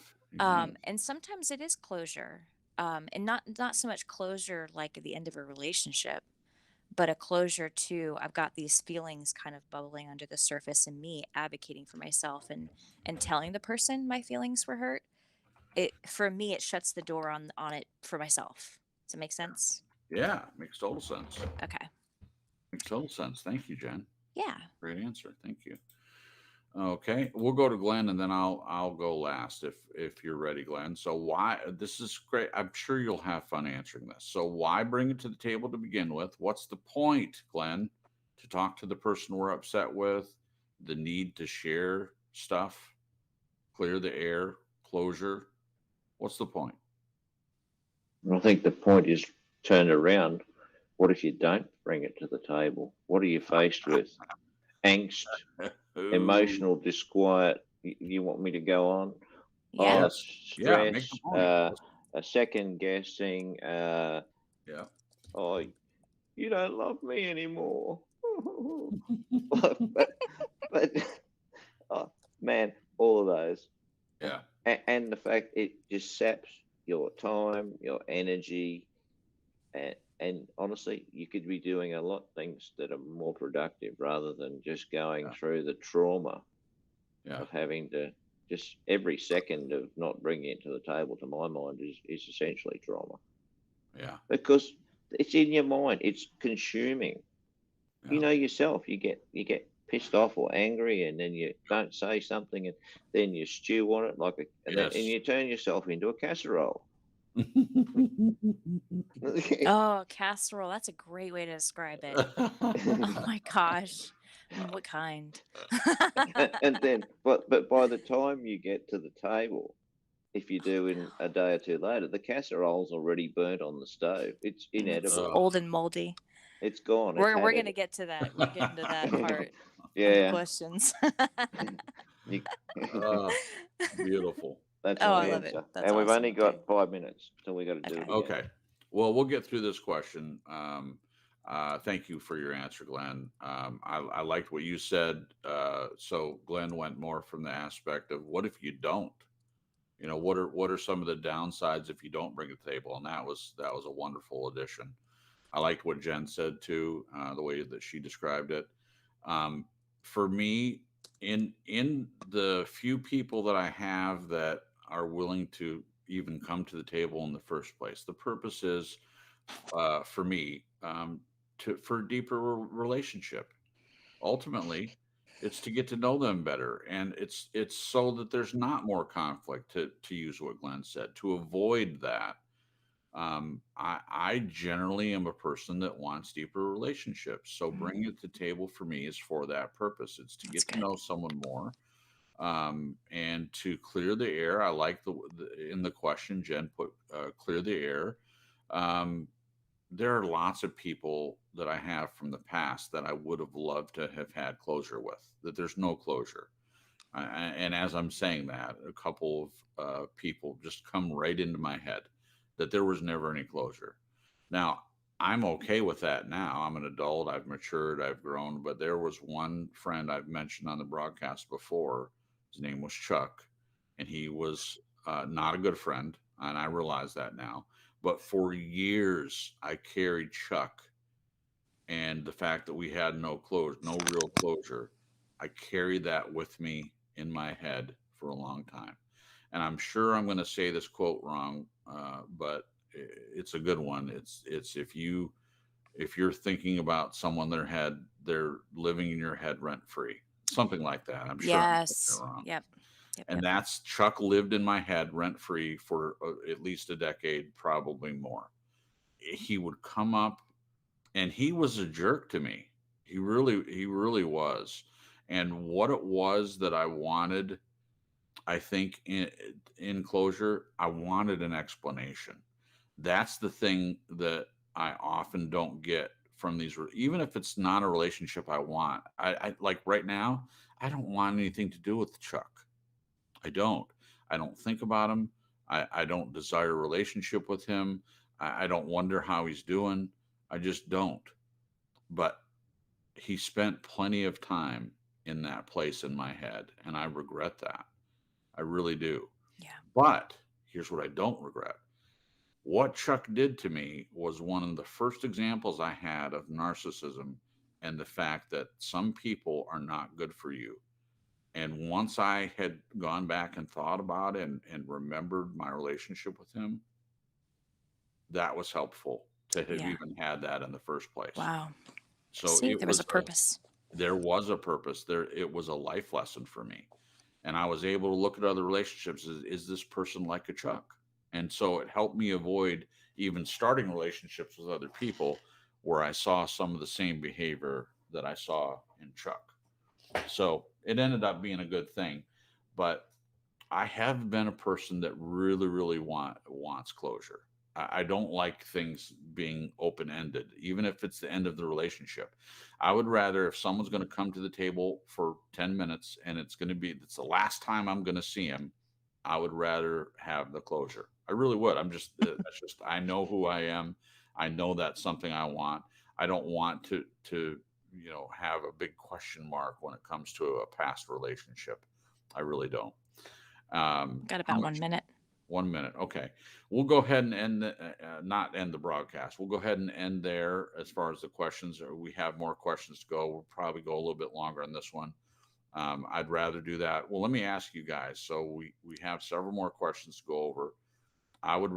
Me personally, I would rather go a little bit longer rather than doing a part two on this. But how do you guys feel? I could go either way.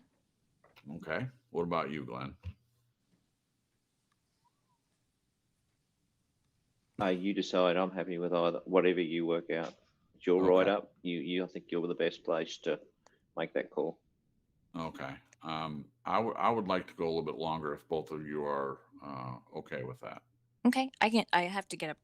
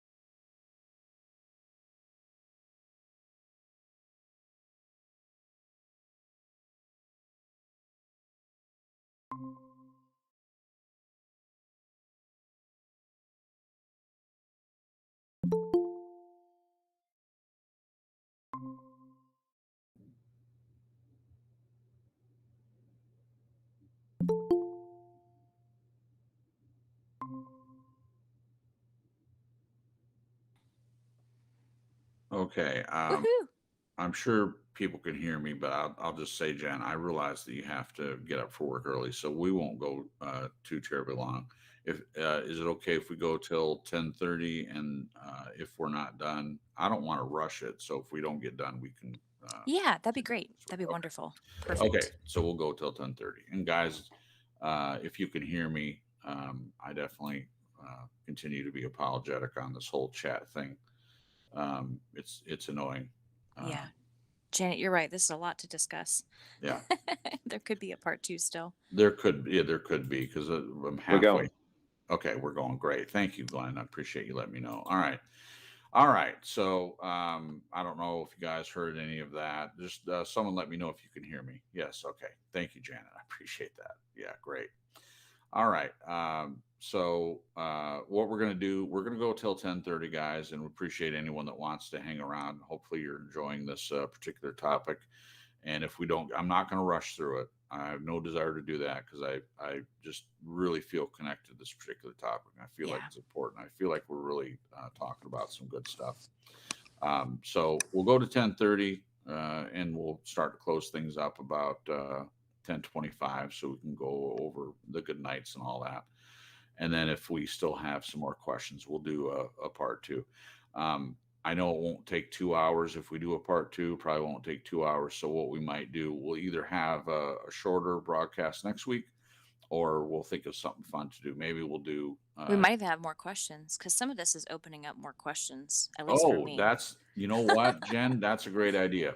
So guys, if this topic is something that you've been interested in and it's sparked some questions from you, please send them to me via email, or you can put in the description on this show. That'd be fine if you put in the comments any questions that you have that you'd like us to answer, or comments. We love those. We love comments.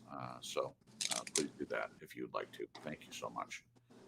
Okay, let me find my place again. I was scrolling around here to see how much longer we're going to go. Okay, I found it. Okay, so the last one, last question: what are their expectations of the other person at the table, and then why bring it to the table to begin with? And I think please correct me. I think everyone answered that. I think I was done talking about it. The last thing I talked about was that I really want closure. Um, Yeah. so everyone else answered. Okay. So Glenn kind of already answered this, but this is important to answer for the rest of us. And of course, Glenn will ask you if you have anything to add. But the next one is, can we deal with our feelings without bringing them? Oh, that's a different question. It's not about like what if we don't do it. Yeah, it's separate. Yeah, it is. Can we deal with our feelings without bringing them to the table? Haha. And of course, I'm going to go to you first, Jen. I would say yes. But it's a little tricky.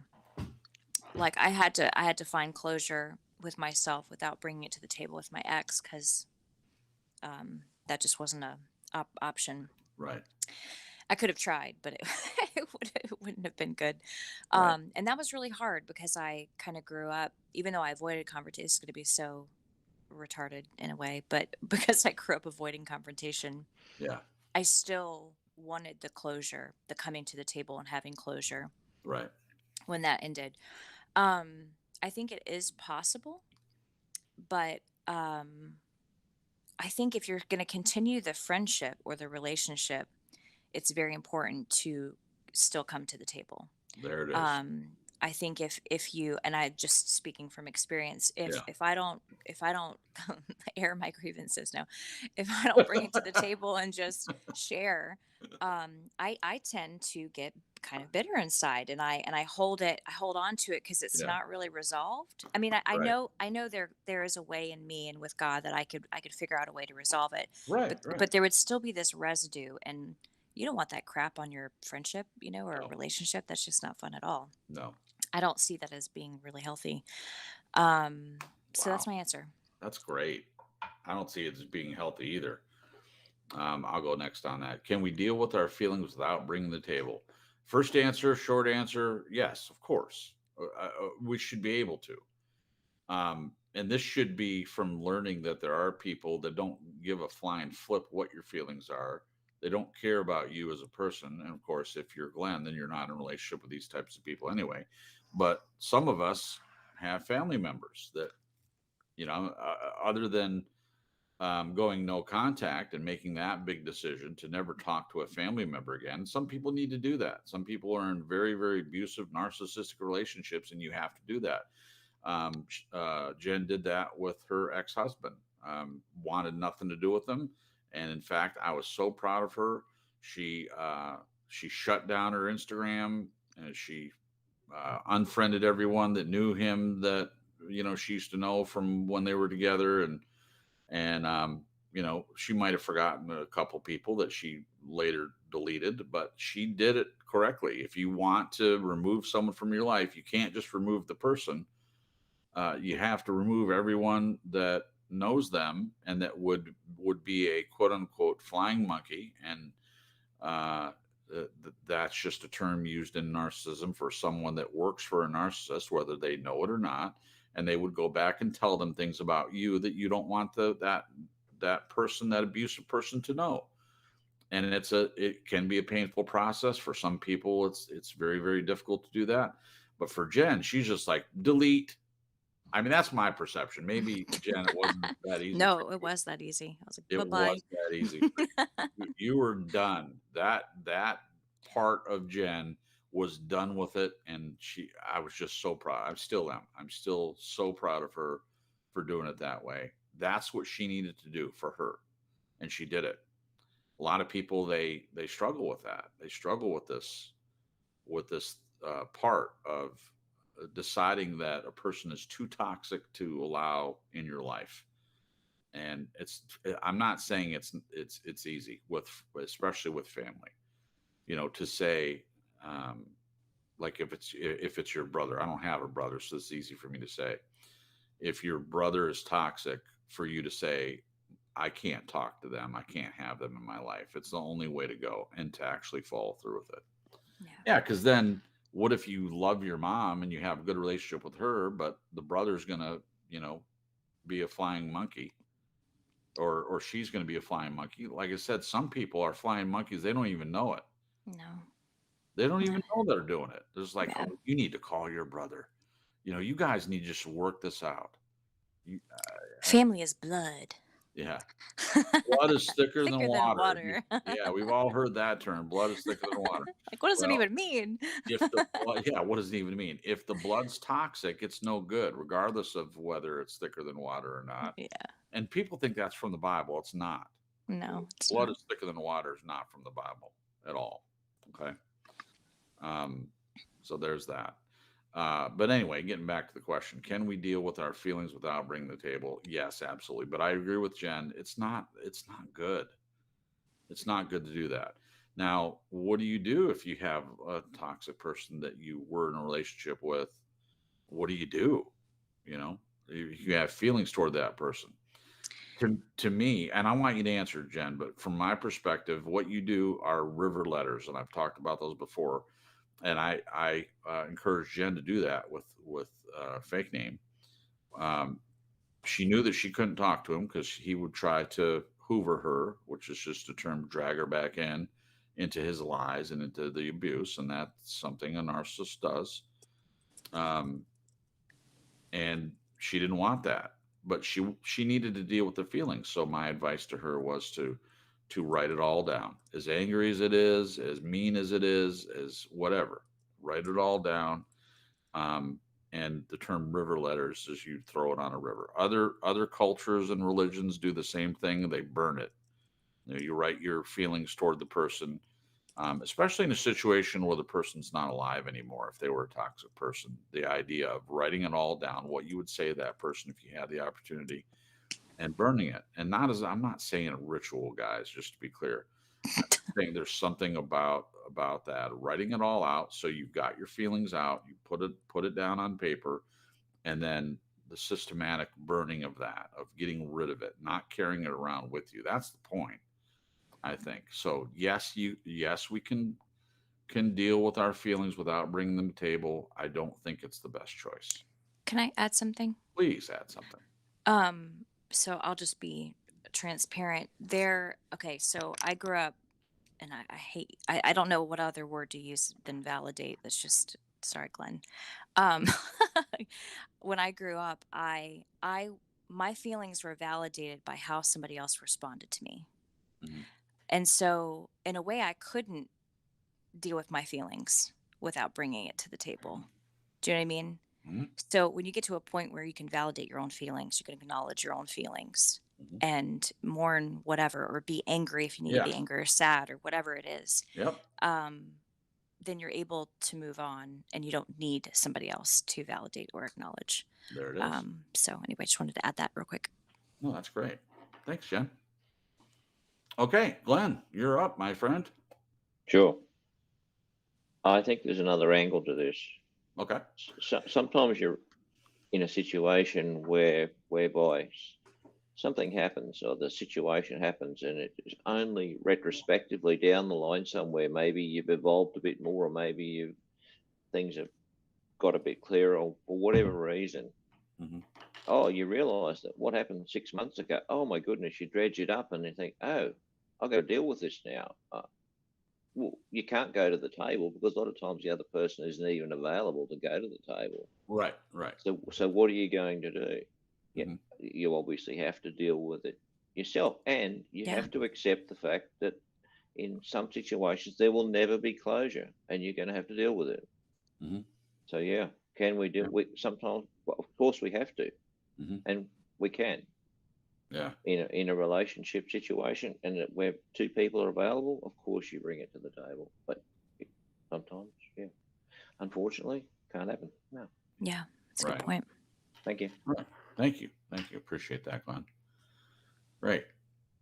Janet says, guys, I need to finish this later. Sorry, brain is doing thinking after I eat. Just how much my body works or doesn't work, I should say. Hugs and thanks so much to the panel and each participant. Goodbye. Bye, Janet. Have a good night. Bye. Thank you, Janet, for coming. And we certainly realize, we definitely have an open door policy here. When you guys can come and want to come, great. If you don't, you don't. It's just we love it when you're here, and sorry to see you go, but we understand for sure. Okay, these are great. These are great questions. Okay, so I think we all answered that, right? Mhm. Yep. Okay. Next one is, and we'll just put these together. Well, what is our responsibility? Is the next question. What is our responsibility? And is that repetitive? What is our responsibility? Is that the same as? Expectations, are you thinking Yeah. that? Not really. Okay. So why don't you um, do you feel like there's a need to fill out this question a little bit more? What is our responsibility? What do you mean by that, Jen? So it's almost like what's yours and what's theirs. Okay, yeah, so we can put these two together then. What is Yeah. our responsibility? What is their responsibility? You want to go Yeah. first? Sure. Okay. So I would think that, my responsibility would be to be honest and authentic and even try to come to the table sooner rather than later. Hmm. Oh man, you guys, I've done this before where it's like weeks later and the person's like, "What?" I said, "Huh?" It's like, "Damn it." Sorry. They don't even remember. What the heck? I'm still angry. Oh, um but yeah, definitely coming to the table if you're the one with the hurt feelings, bringing it up. Um Gosh, and what's their responsibility? I think both people just being their authentic selves is yeah, probably the best answer to that. Now, the old me probably would have said, well, it's their responsibility to apologize, yeah, but it really isn't. It really isn't. right, So, I mean, I don't know if listening to each other would fall under responsibility. I don't know about that. yeah, No, that's more of like expectations, but yeah. that's what I got. Okay. This is a great question, and I know it's a little bit too late, and I don't know if Annie's still with us, but she had said earlier she had made a comment. I meant to read it. I think it was close to one of the times we were changing over the chat, and I meant to go back to it, but I didn't. Um, she was saying after having heard tonight's conversation, she was saying that she feels like moving forward, that coming to the table, we need to set the expectations right from the beginning Yeah. to know what the rules are. I thought that was a good comment. Oh, that's great, especially if one person's feelings are hurt and the other person's, kind of like Right. they might know Right. what's going on or they might not. Right. Um, And that's kind of what I was alluding to earlier. And so when she yeah. said that, it kind of clarified it for me. Oh, that's good. So in this idea of what is our responsibility, I think part of the way I look at it as far as myself is to talk about what what your expectations, what your rules are, if any, and whose responsibility. What this question means to me is what I was kind of highlighting with Glenn earlier, in the idea of when you come to the table, do you have any responsibility to make any adjustments based on what the other person needs? And I thought that was a great question, and it was a great conversation that we had earlier. But this comes back around again for me with this. Yeah. What is our responsibility? To me, the responsibility at the table is being willing and able to adjust, even if it's uncomfortable, even if it's difficult, to what the other person seems to need. Now, I agree with Glenn. They need to be clear about what that is. I don't read, as you were saying, Jen. People think that they read minds, or I forget how you said it, but Yeah, we're not mind readers. we're not mind readers. So if someone has an expectation, or they have a rule, or they feel like something is my responsibility, it needs to be discussed. I can't I can't know what a person expects. So as far as responsibility is concerned, I feel like my responsibility is to be very clear, to be very direct, to be respectful, as I mentioned earlier, to be a safe place. These are all Yeah. responsibilities in my mind. Ooh, ooh, ooh, I have one. Okay, go ahead. What is my responsibility? My feelings. Oh, What is their responsibility? Their feelings. well, we can move forward. No need for Glenn to answer. You answered for everyone right there, Jen. That Oh, is no. great. Let's say that again for the cheap seat. So what is my responsibility? My feelings. And Mhm. what is their responsibility? Responsibility, their feelings. That is beautiful. And that's a big one for me because I'm telling you guys, I grew up just thinking that everybody's reactions and feelings were my responsibility to Mhm. fix. And that's a really tough, sticky place to pull yourself out of, especially when you learn in childhood. Um, just to allow somebody to feel what they're feeling Mhm. and just detach yourself from it, like not in a cold way, but just letting them be them. Yeah, Like let them feel what they're feeling. It's all right. It's gonna be all right. yeah, yeah. That And is I so think maybe that's why on the flip side, maybe I've had these twisted ideas of my feelings being other people's responsibility. right. Do you know what I mean? I do know what you mean. Like yours is mine and mine's yours. Yeah, it's ours. Yours is mine, mine is yours, and they're ours. Oh my gosh. It's both of us. Our feelings, your Yeah. feelings, my feelings. We both have to deal with these. Oh man. Yeah. Crazy. And I don't think you mind me saying that this is something that you're still working on. This inspirational, beautiful, filled with gold comment that you just made. It might take a person once they realize it. It still might take some time If for it to sink in. Yeah. for it to sink in, to flush it out. Yeah, Yeah. realizing that your feelings are your responsibility. I was going to say that people would save millions of dollars a year by not having to read books and go to conferences and go to spiritual wellness meetings where you sit with your legs crossed and your fingers in a circle and humming and moaning. You'd say, in other words, the point is you'd save a lot of time and money if you could just get this in your head. Yeah. That your feelings are your responsibility, other feelings are their responsibility, and the two things don't cross. Yeah.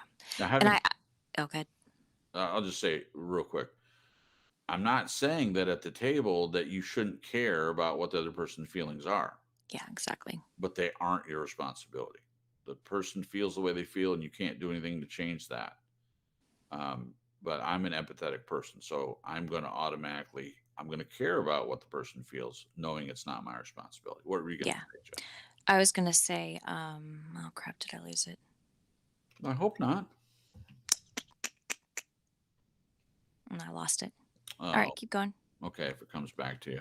Yeah. All right. Glenn, what about you? What is our responsibility? What is their responsibility? This should be a good one for you.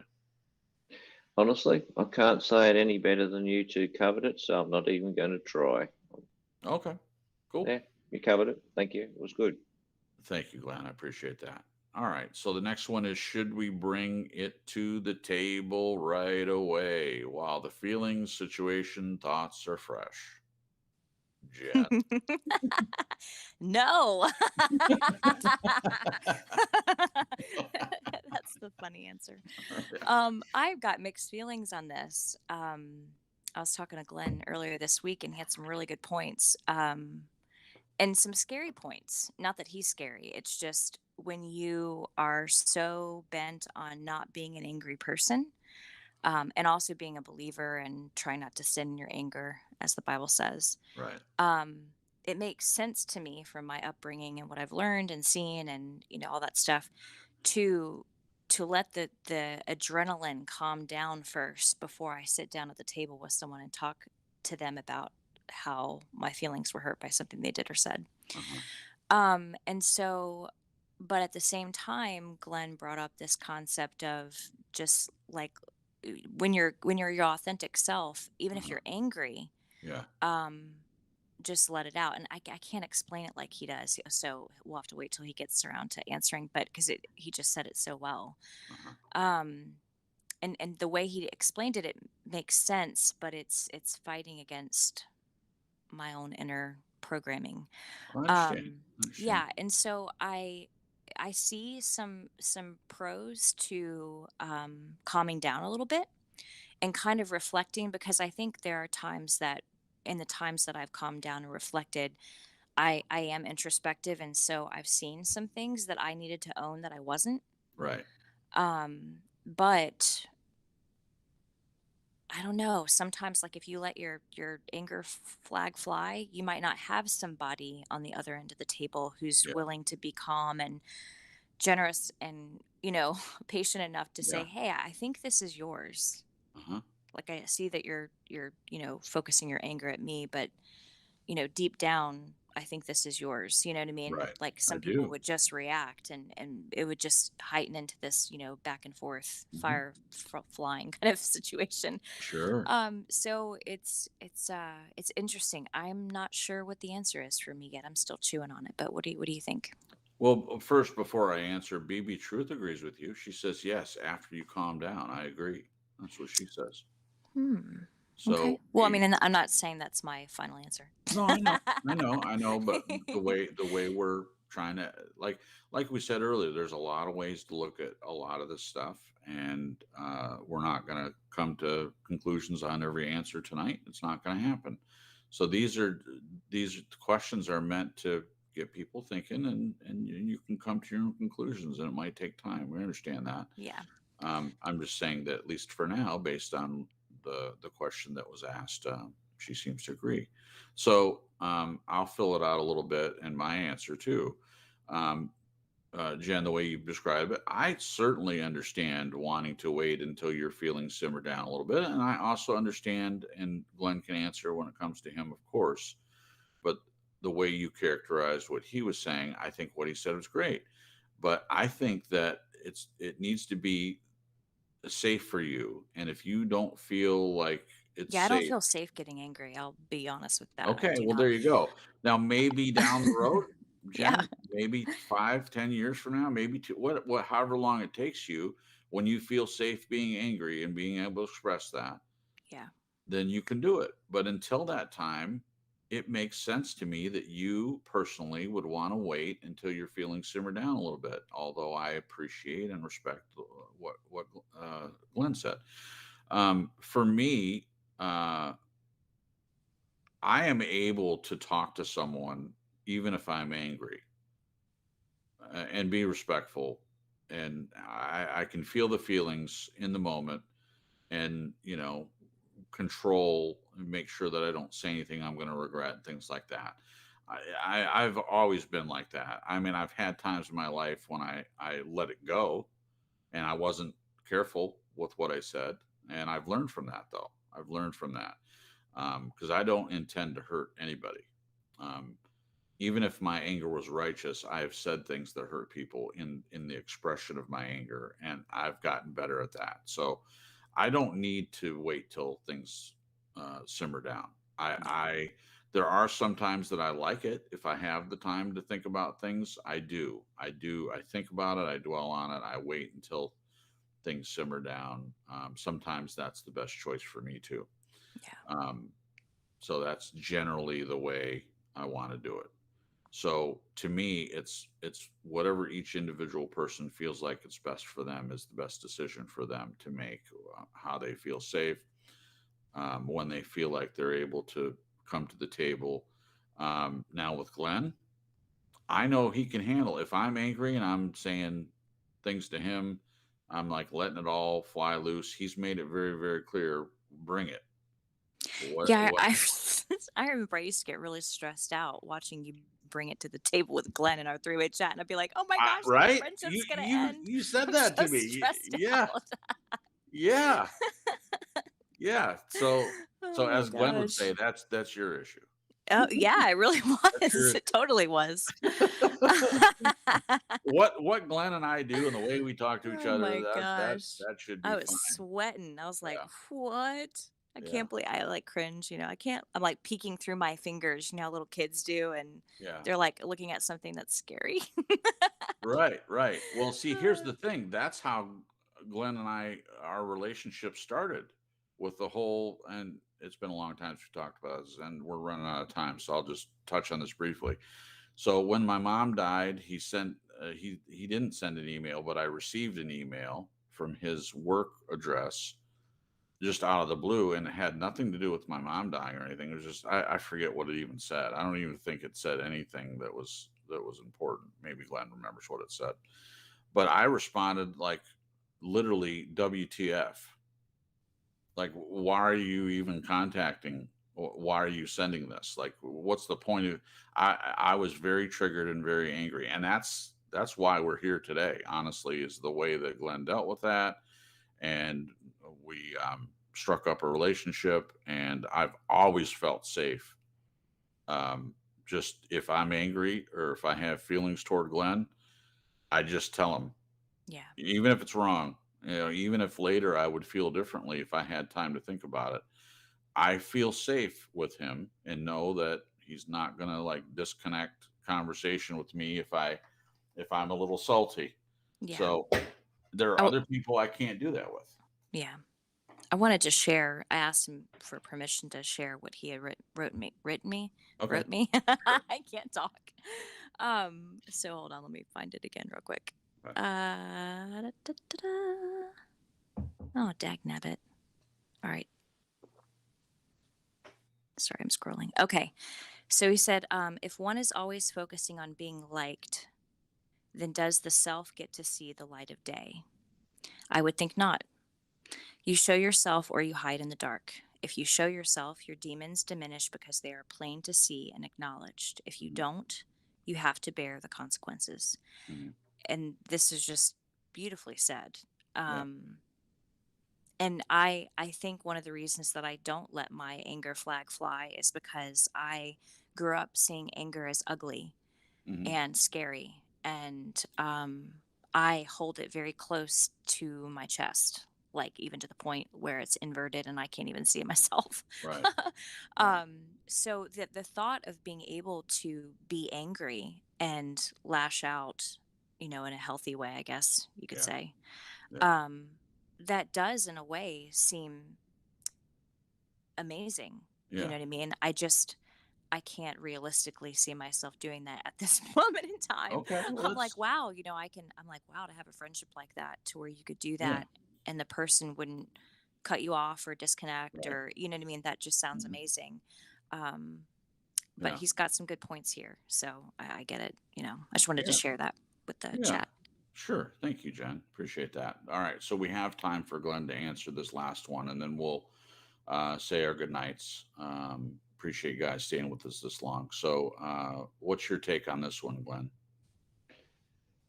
Yeah, I think it's a double-edged answer, really. But first, I'll Okay. say you can be upset and angry, but not bearing malice. I think that's where the big problem comes in, is where you are vitriolic, and you really have where you set out to jam your anger down someone else's throat.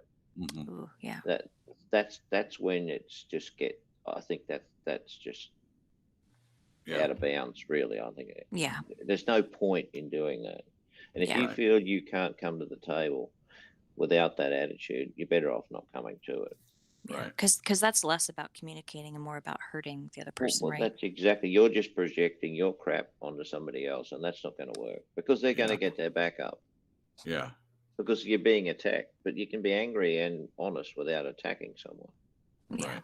Right. That's a huge difference. So I would say, uh, in the majority of cases, like with someone like Sandra or someone that I'm really, really close to, Mm-hmm. I would want them to bring it straight away because I always would say, if you expect me to respond authentically to you, you've got to show yourself authentically to me.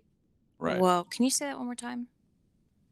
If you expect me to respond authentically to you, then you have to show me yourself authentically to me first. Essentially, if you're hiding under the table and coming back 2 days later, how do we know that you haven't sort of thought it through and thought, oh, I better be softer, or better shouldn't say this or shouldn't say that? Well, that's not being authentic. That's you modifying your behavior and your attitude because of how you think someone else is going to react. Well, I don't want to see that. I want to see you boots and all. Hmm. Wow. Does that sound Yeah. Yeah. reasonable? Yeah. Sounds great. Okay. Love it. So, but if I have an argument with the postman because he didn't bring the mail on time or he threw it on the ground, I'm not going to say bring it to the table and shoot my trap off. I'm gonna be thinking, what should I say? Because it's a different situation. I don't have a considered relationship with that person, Yeah. so therefore I'm not going to shoot my trap off. It's, oh, you're a useless piece of crap, yada yada yada. That doesn't do it. That's not going to help. Yeah. But I can say that to Sandra, you useless. you flooded the house, you da da da da beep beep You're beep. useless. I would never say that to Jen. Oh, well, of Not. course, I would say that. Yeah. I would say exactly what I'm thinking, and she would probably look at me and she'd just laugh at me, Yeah. Of or she course. would say it back to me. If she said that to me, I'm more inclined to say, you're right, Sandra. Oh, yeah, you're right. Yeah. So, I but as love I it. said, I love no that. anger, no malice, no vitriol. Right. Say what you think. It's just like a wave that comes to the shore. Yeah.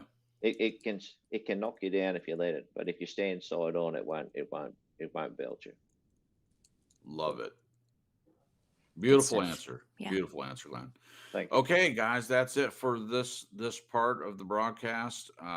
Thank you to everyone that stayed with us the whole time. If you're listening to the playback, we appreciate you stopping by and listen. We have an amazing amount of likes already. If you didn't like it already and you did enjoy the broadcast, definitely leave a like. And the reason is that allows people that are just stopping by. They might see the title, the topic, and they might not have ever heard it before, and they see that hey, people like it. That's the reason why I'm saying it. If you do enjoy this broadcast, we don't advertise or anything. We're not trying to be a big channel, as we've said before. We just would like to have more conversations. We would like to bring more people in, more perspectives and things like that. That's all our motivation is. We don't make any money from the broadcast or anything like that. So it's just word of mouth. So definitely please tell other people about it if you've enjoyed the broadcast. And again, next Sunday we'll do part 2 on this topic. And I normally we don't like to do that. We used to do that in the past because we had these long rambling 3-hour shows. Sometimes we don't do that anymore. But this is such an important topic, and I have really enjoyed this conversation. I've enjoyed your answers, Same. Jen, and your answers, Glenn. Great answers to these questions, and they're thought-provoking things. This is a great topic. So next week we'll continue. And if you guys, like I said, if you want to add any more questions, if you think about this and want to add it in the description, feel free to do so. If you want to send me an email, my email for the broadcast is truestorylive.crips@gmail.com. You can send an email to me. And I don't know if John's still listening. I don't want to make a big public thing, but he sent me an email. And John, I'll respond to you. And I apologize. I have not responded to your email. You emailed me a while back, and nothing's wrong. And I apologize publicly that I haven't responded. Okay, so everything's fine. I will respond. I've been going through my own stuff. It's not an excuse. It's just, I think it's good sometimes to say things publicly because, it shows that I make mistakes too, but I own up to them as much as I can. So thanks for sending me the email and asking the question. So I will respond to you. Okay. All right. Both Jen and I are feeling really good, and so we will. We didn't do the Tuesday night meeting last week. We'll do it this week for sure. 8:30 p.m. If anyone wants to show up, we'll wait around for about a half an hour. If no one comes by, then we'll Just disconnect. We'll disconnect. We'll say goodnight. If you know that you're going to be late, just let us know. Just pop a message in Discord, and we'll see that. And if you do that, then we'll stick around for you. No problem whatsoever. All right, guys. This has been Come to the Table, the topic tonight. Loved it. I hope you guys did as well. Just real quick, Glenn, if you say goodnight to the peoples. Yeah, good night all. Great questions, Crips. I always thought in the back of my mind this is just too much for 1 week. Oh yeah, okay. But Yeah. yeah, Okay. very interesting concepts, lots of different answers, which is what we want to see. Exactly. Thank you, Glenn. I appreciate that. Coming to the table, that's meaningful to me when you say good things to me about something else. What in the world? What about the bad? Oh, that too. I appreciate both. I really do because I want to improve. Yeah. If I care about my relationship with Glenn, if I do something that upsets him and he lets me know, I like I said, I'm going to put my money where my mouth is. If I'm saying you should be able to make adjustments, I'm going to do that. Darn right, I'm going to do it. And how am I going to know unless someone says something to me? So at the table, absolutely, tell me what you like, tell me what you don't like. Both are going to be taken the same way. I'm going to think about both and take them on board for sure with anyone that's willing to come to the table in the first place. All right. Okay. Jen, say goodnight to the peoples for me, please. Good night, you guys. It was a great broadcast, great questions, great answers, just mind expanding stuff. Really wonderful. And the table is important, so it's good to have these conversations. And this right here was our own table talking. Yeah, That's what I like about absolutely. this show. Hope you guys have a great week, and we look forward to seeing any of you on Tuesday night that want to join us for a chat. And we look forward to seeing you guys next Sunday. There you Night, go. night, Good. guys. Thank you, Jen. That's good enough. Good night, everyone. Good night, peoples. We really do care about everyone that comes to the chat, anyone that listens. We're just empathetic people, the three of us. We all express it in different ways, I'm sure, but at the core, that's why we're here. And we appreciate anyone that gives us any feedback, whether positive or negative. We will listen to it all. All right, everyone, have a good week. Like Jen said, we'll see whoever shows up on Tuesday. If not, we'll be back again next Sunday night for part 2 of this. If anyone adds any questions, we'll add those 2 next week. But we still have some good questions to ask next week. All right. Thanks for listening to Come to the Table on TSL, and I hope everyone has a good week.